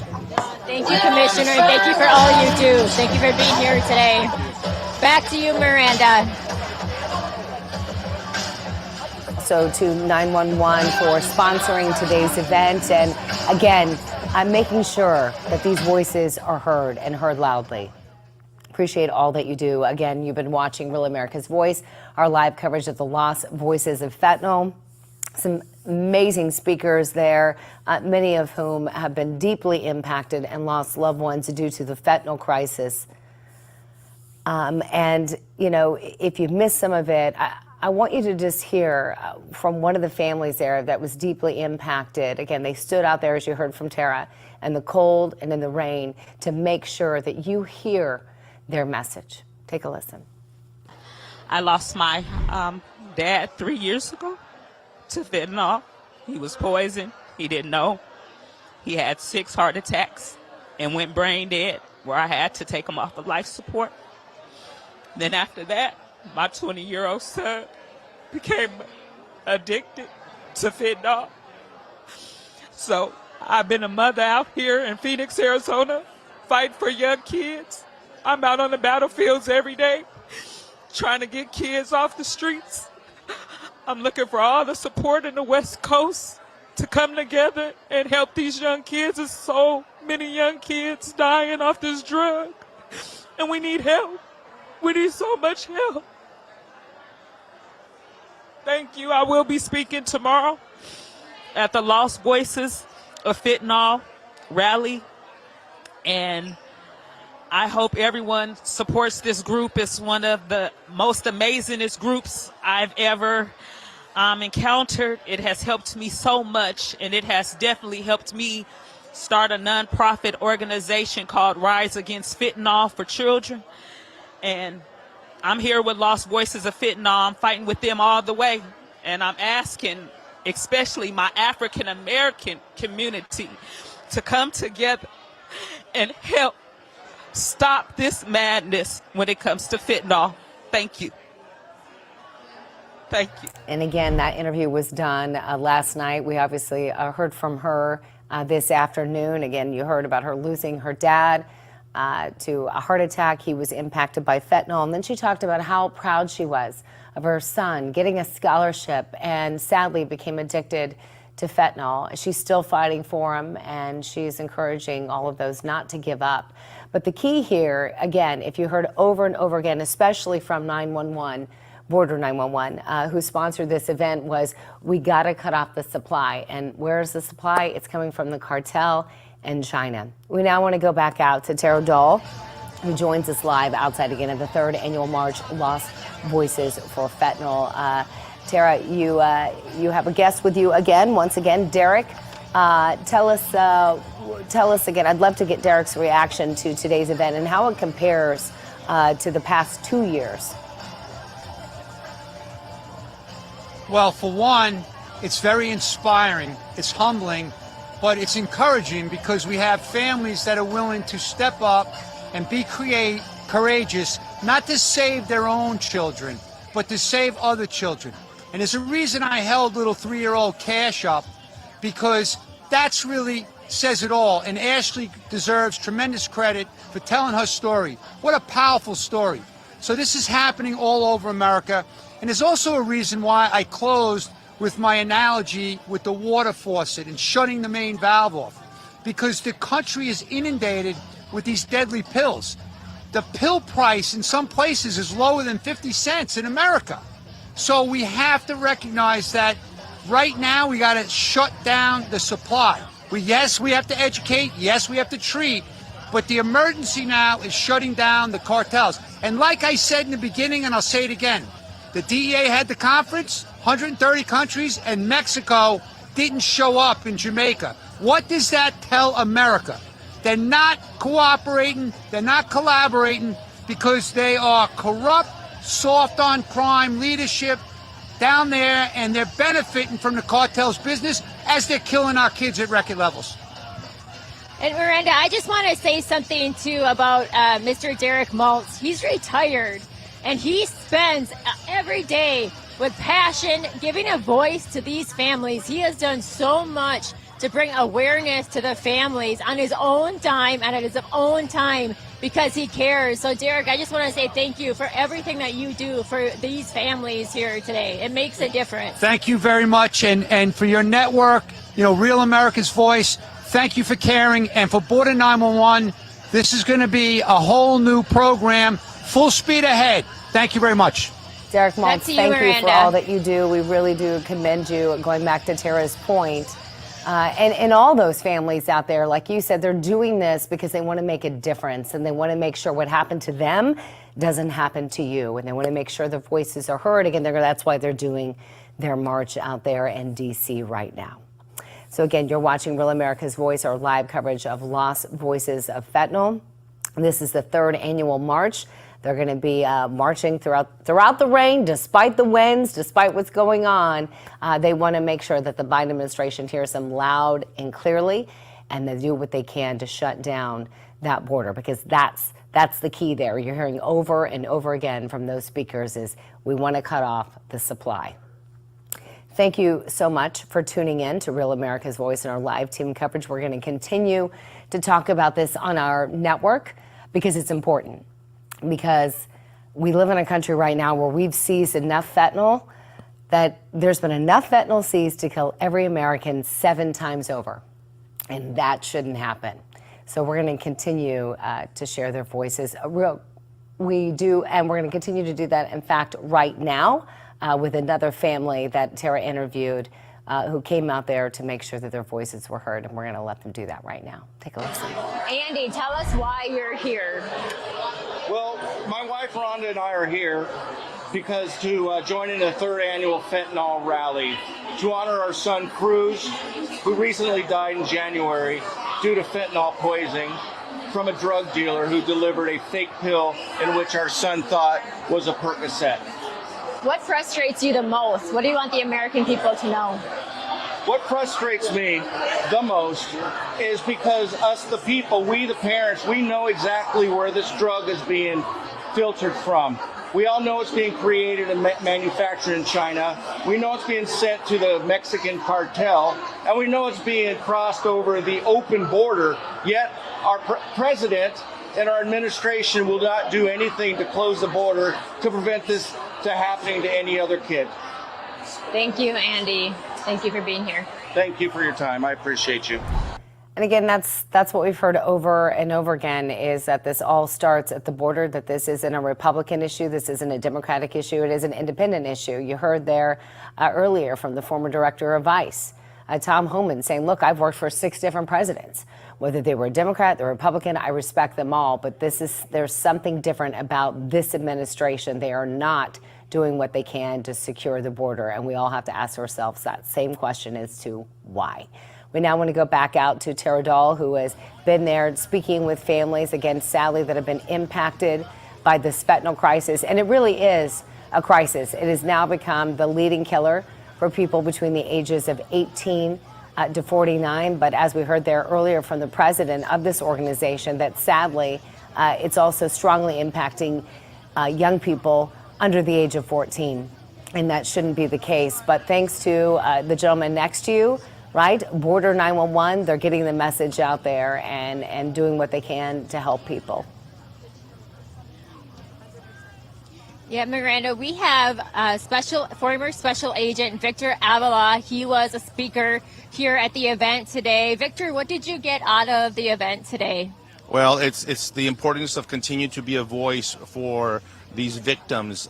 There's no one out there talking about them. It's the fentanyl poisoning. It's also a lot of the victims and angel moms and angel families that have lost their loved ones at the hands of an illegal alien in this country to some violent act or drunk driving act. No one is talking about them. No one. These are 100% preventable crimes if you think about it, and it's all due to this porous border and this treacherous border policy that is deliberate. That we're still continuing to live under this administration, and we need to fix that. When you say preventable, what are simple solutions that could be done immediately to stop this fentanyl crisis? Well, it's the cartels. I mean, it's the cartels. For some reason, this administration seems to be on the side of the cartels because they will sue the state of Texas if they try to put barriers up on the border. They seems to be representing them instead of us, the Americans, and they have put us last. It's time to put the Americans first, and we must designate these cartels as foreign terrorist organizations. I wrote a book, and I wrote about that in that book. As you know, I'm a victim of the violence of the cartels. My partner and I were ambushed in Mexico when I served there. He was killed next to me, and I survived by the grace of God after being shot 3 times. And so I know the evil that we face and the imminent threat that we face by these cartels. They're not gangs. These are terrorists, and they have not only terrorized the country of Mexico, but our country as well with direct deaths. And because of what you've experienced, because of what you've gone through in life, you're running for Congress now. Can you tell us just why are you running? Well, we need it. It's much needed, and we need a warrior in this swamp that we stand here today in D.C. We need somebody that understands the border, that understands the foreign policy attached to that, and that's the experience that I bring for Texas 23.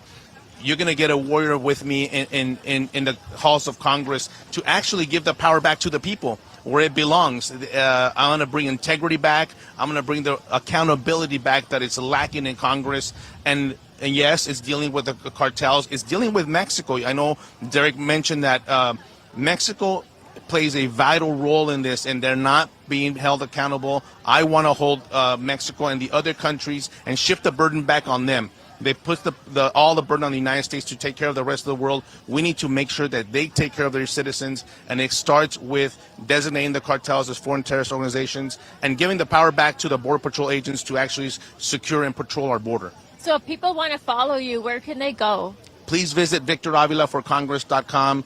It's an America First campaign. I need your help to help me get there. You will get your voice heard in Washington. Thank you for being here today, and thank you for everything you do. Thank you, Tara. Appreciate it. Back to you, Miranda. Victor, I just wanted to ask you one quick question, and this is something that your friend Tom Homan had brought up earlier when we played that video talking about Border 911. What is the downside of closing this border? And he said, think about it. And so I'm going to ask that question to you. Why would the Biden administration want to keep the border as open as it is right now? I think it's multifaceted. I think 2 things. I think they want votes, and I think they actually want more. They want to count these bodies, the illegal aliens present here, to get more representation in Congress, and they will have the continued power in Congress, and they will never actually give us, the American people, the voice, and they want to give the voice to these people that are not from here. I hear across the nation as I travel around the country speaking to these groups, police officers, police chiefs, and they tell me we already have consumed with our own issues. and all of a sudden we have to incorporate all the people coming in, plus the violence and the drugs that we talk about, into these communities. And a lot of these communities are small, and they're impacted by, they don't have extra police officers or extra resources. They're having to deal with and absorb. And let me tell you, there's a lot of issues in the criminal justice system, the school system, the healthcare systems. They're heavily impacted, and it makes no sense why the Biden administration would want that, other than to destroy the fabric of this country. Victor, thank you so much for everything that you and the others are doing out there to make sure that these voices are being heard. Tara, we'll get to you in just a moment, but I do want to go back to some of those voices again. Sadly, there have been so many touched and impacted and have lost loved ones to fentanyl, and we now want to share their voices with you. Here is another family that Tara interviewed. Can you tell us about your brother? He was the most outgoing person that I could ever look up to.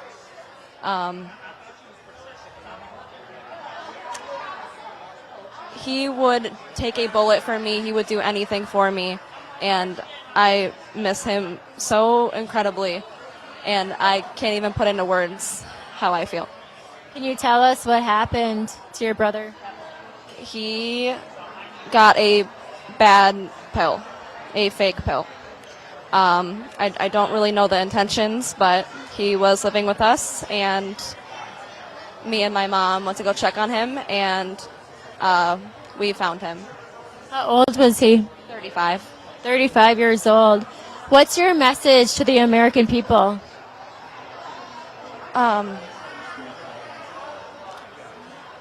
If you're gonna do anything, know what you're taking. And seek help, because people are there to help, and people will not judge. I carry Narcan with me now. I carry test strips with me. So if you're going to, do it safely. And this is your brother on your shirt. Good advice. And, you know, props to all of these families out there. It's not easy to share their personal story, but they're doing it to help others and to get the word out there about how dangerous fentanyl is. We now want to go back out to the third annual march, again, for the Lost Voices of Fentanyl that's taking place in D.C. right now, despite the tropical storm that's been out there, despite all the rain, despite the wind. That is not stopping these families. And there are a couple familiar faces there. I see Tara, Joe the Box in the flesh with his brother. Miss you. What an incredible event. It's blowing my mind, for sure. We're enjoying it. It's our first time here. We're so happy that we can help and be part of it with the Real America Voice team and our friends at the new Border 911, Miranda. You're familiar with them, and Tom Holman's organization. Yeah, and I saw you there. So we're here because... Go ahead. Thank you. We are here because of the power of God. Many years ago, John's son, Joe Lewis, was lost to the fentanyl drug that came through the border, and a miracle came our way when Donald Trump said he was going to close the border and he was going to stop the fentanyl from coming to the country. And John and I got together and said we are going to help him in every way that we can. And through that power of God brought us full right here to this moment in time where our friend Tom Holman and the Border 911 team, we're going to get the message out. We want to stop the drug trafficking. It starts at the border. You know it. I know it. Johnny, we know it, right? Stop it. We want to stop it from coming in, not only prevent it or educate us on it. We got to put a stop to it, that's for sure. It all starts at the border, and the current administration, I'm going to tell you right now, has done nothing about the fentanyl and about the border. That's pretty upsetting to me and to a lot of people out here. And it's not a Donald Trump thing. It's really a border and a national security thing. It's so obvious to everybody here. We're all angry about it. We believe, and I'm going to believe very strongly, Donald Trump will fix this. Johnny, you too? Yes, Donald Trump is going to save us, that's for sure. God's going to save us. Donald Trump's going to help us. Yes. Miranda Conda. Yeah, And well- Tom Holman from Border 911. Don't forget him. Yeah. Well, that's a lot of what we heard. You know, you heard him say that if Donald Trump's reelected, that he's going to go back to him. He talked about how under the Trump administration that illegal border crossings were down to 45%. Now they're at record highs right now. And and I give him props for sitting there saying, look, this isn't a Republican issue. This isn't a Democrat issue. This is an independent issue. This is just a crisis here, and it just happens to be happening under this administration. But I love the question he raised, which is why I raised it earlier, was what's the downside to securing our border? But I'm curious, Joe and John, because of your personal connection to this, and I'm sitting here doing my best to hold back my tears, as I'm sure Tara is, it has to be very difficult to hear these families and hear one story after another, knowing that you personally have been impacted. I just want to know, when the president said, of this organization said, I want you to scream out the name of your loved one. I'm curious, did you in fact do that? And how impactful was that for you? Well, John can't hear what you're telling you. It's his son, Joe Lewis, that we lost on that fateful day in 2016. And what I'm blown away by, and both of us are, is that how many people more have gone through what we've gone through so many years ago. The continued neglect. Now, we do know under Donald Trump it was the safest border.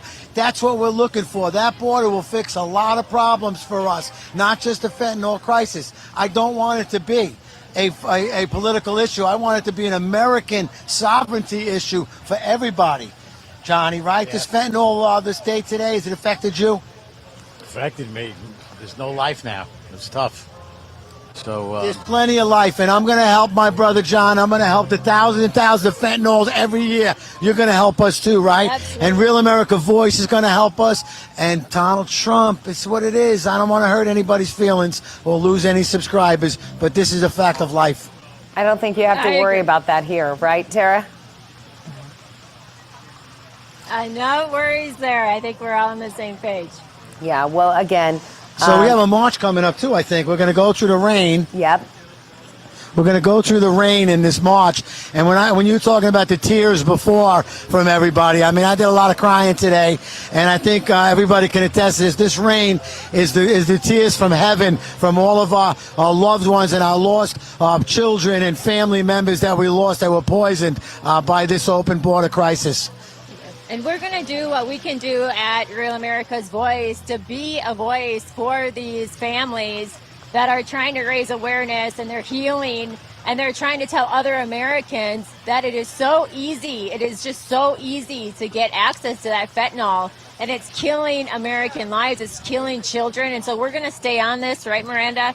As Yes. we know that we will, and cover this extremely important issue that is such a crisis in our country. And it is. And, it's unfortunate that this network is the only network that's out there sharing the voice of the voiceless, again, the lost voices of fentanyl. And our sincerest condolences to you, Joe and John, for losing your son, John, to fentanyl. But we're going to continue to make sure that your voices are heard and heard loudly. And we're going to do that again with another family that Tara interviewed last night. Take a listen. I have a son. I lost a son 2 years ago, at 29, to a fentanyl poisoning, and I'm here as much as an activist as I am as a parent. And you look around, and you see all these parents and all these people here together. Every socioeconomic background, every ethnic background, any demographic that you can think of, and they're here because of one common thread, and that thread is they want to be heard.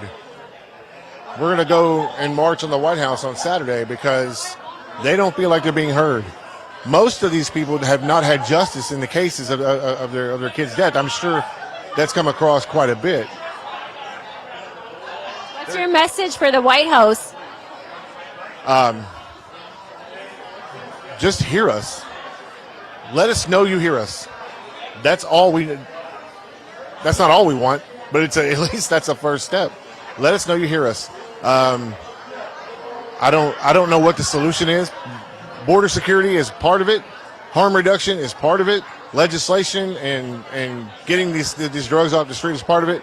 But we also have to educate parents. We have to educate kids. We have to be able to meet people where they are so that we don't have to bury them. Thank you for being here and being a voice. Thank you. And a large part of that is, again, as you just heard Tara say, being a voice. And that's what we're trying to do here at Real America's Voice, is to give a voice to the voiceless and hope to the hopeless. We now want to go out to Tara Dahl, who joins us there again at the 3rd annual Lost Voices of Fentanyl March, taking place in D.C. And we heard from some amazing speakers today. And, of course, sadly, families who have lost loved ones due to fentanyl. Fentanyl, again, 50 times more potent than heroin. It is the leading cause of death for people between the ages of 18 and 49. But what we're doing right now is we're trying to make a difference by airing these voices, and that's what they're trying to do today. They're trying to get the word out, right, Tara, to the Biden administration to make sure that they hear them loud and clear. So tell us who you're with right now, because I recognize them from that Border 911 video. I said, how are we doing today? Yeah, we are here with Michael and Sherry Cole. They came from West Virginia. What did you get out of today? Why are you here? Can you tell us your story? The biggest thing, I mean, we want to be here obviously to raise awareness and to make a stand in a statement that, we're tired of what's going on. It's time that we address the issues and keep other families from going through what we're going through. Can you tell us your personal story? So we lost our daughter, our youngest daughter, Lauren, July 9th, 2020, due to fentanyl poisoning. A very accomplished young lady, graduated from college, getting her master's degree in social work, but unfortunately she suffered from substance use disorder. And, with everything now being laced with fentanyl, she was sold something that she wasn't aware of, and it took her life. So sorry. 3 weeks, though, before she passed, she asked me, she said, Dad, so many people are suffering that don't have the family or resources to get help. One day when you retire, do you think we could do something?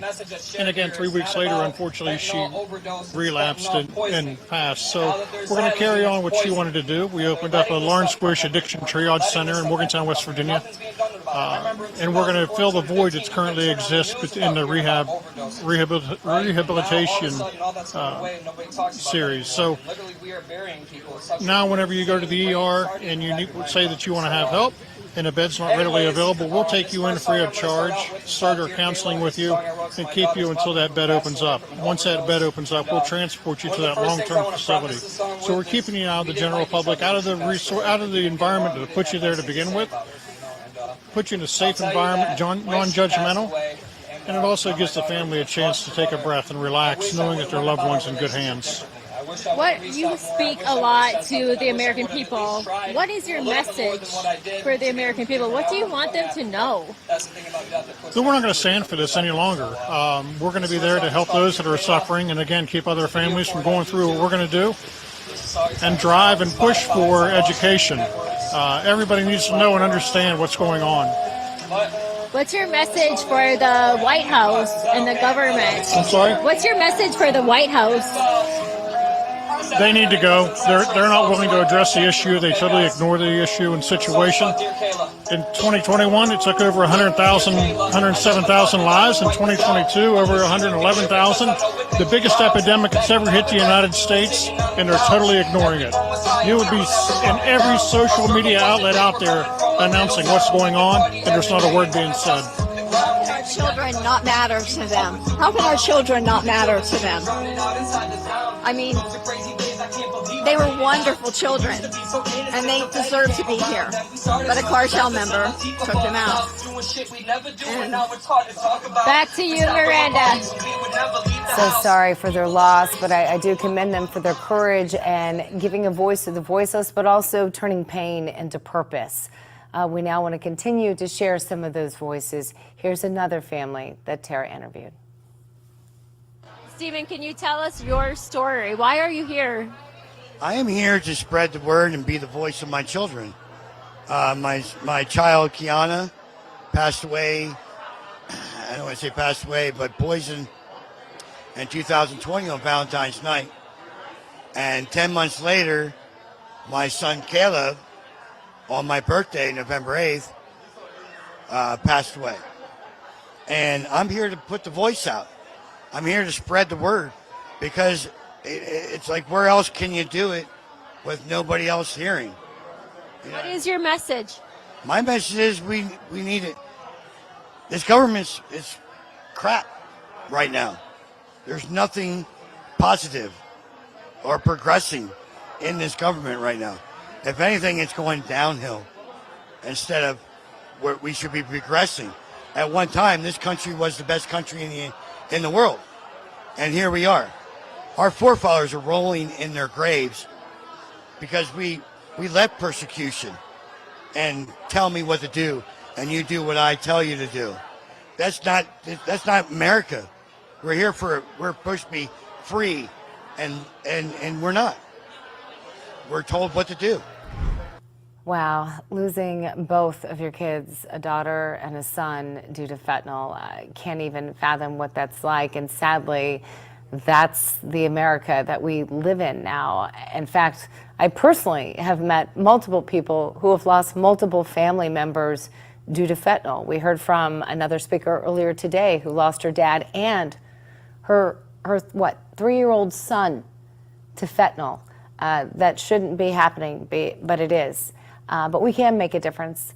And one of the ways to do that is by sharing the voices of these families and covering what they're doing. And that is marching in D.C. today. We now want to go to Tara, who joins us now live again in D.C., where the third annual march is taking place. And Tara, you were actually with the founder of Lost Voices of Fentanyl. And I just, her moment there, where she shared her story and then encouraged every person there to shout the name of their loved one. That was so powerful and so moving. So looking forward to hearing your interview with her. Yeah, Miranda, we are here with April. She was coordinator of all of this. She's put together these families and worked so hard to bring a voice to these families. And as you saw when she is speaking, she was yelling the names, and she had everybody yell the name of their lost ones, and it was so powerful. And you just think, like, does the White House hear that? Did the White House hear those names, each and every individual name? So April, thank you for joining us. Tell us how you were able to bring all these people and why you do this. What compels you? Well, I do it because we're tired of funerals. My son is going on 5 years since he's died. And I'm like, this isn't normal. Every year the death toll gets bigger and bigger, and this will never be my new normal. So I don't fight. I fight in honor of my son, but I fight for your children to live. My son's dead. I can't bring him back. So that's why us families are out here today in the rain, because we're not stopping. We just don't want any more Americans to die to this poison. It's a poisoning. What is your message to the White House? We want the cartels labeled a foreign terrorist organization. We want China addressed. All these pharmaceutical chemicals that are killing Americans, they know it's coming from China. Do something. Do your job. Americans first. Protect Americans. We're sick of funerals. You can do something. You need to do something better. You say you're doing something. We don't see it. We're still bodies on bodies on bodies on bodies. That's what's going on in America, and we're tired of it. And us parents are pissed. We're pissed. Thank you, April. Thank you for all that you do and bringing everyone here and giving these voiceless families a voice. Thank you. Absolutely. You're welcome. Thank you. Back to you, Miranda. Thank you, Tara. And yes, commend April Badcock there, the founder of Lost Voices of Fentanyl, and everything that she's doing. Again, giving a voice to the voiceless. Fentanyl is a crisis there. She lost her 9-year-old son, Austin, to fentanyl poisoning. They're planning to march there despite the rain, despite the tropical storm that's out there. They want to make sure that the Biden administration hears their message and hears it loudly. And we're happy to be a part of that. And again, giving them a voice to the voiceless. Thank you so much for watching our live team coverage right here on Real America's Voice. Again, Lost Voices of Fentanyl. You can learn more about that by going to the website. You can also check out border911.com. Thank you for watching. Enjoy your day.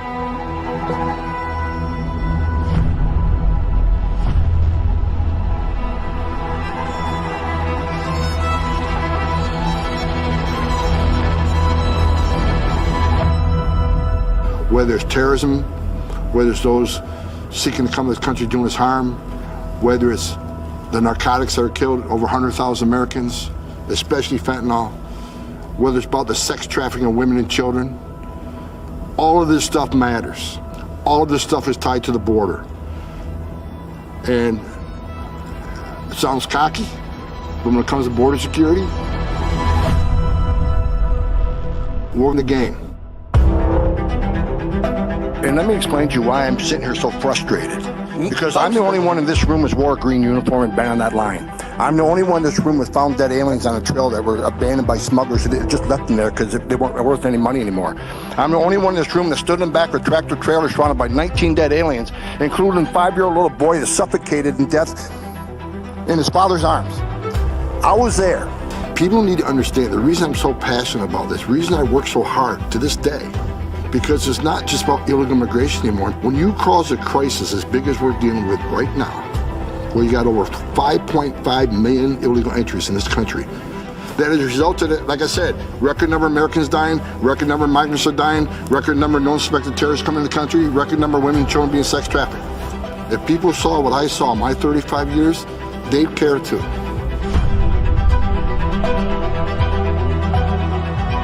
1 gram of this sweet and low can kill 500 people if it was fentanyl. So it doesn't take a lot to kill. And unfortunately, the Mexican cartels are working with the Chinese transnational criminals, bringing in mass amounts of fentanyl, making fake pills. The DEA administrator reported that there was enough fentanyl seized by the DEA alone to kill everyone in America.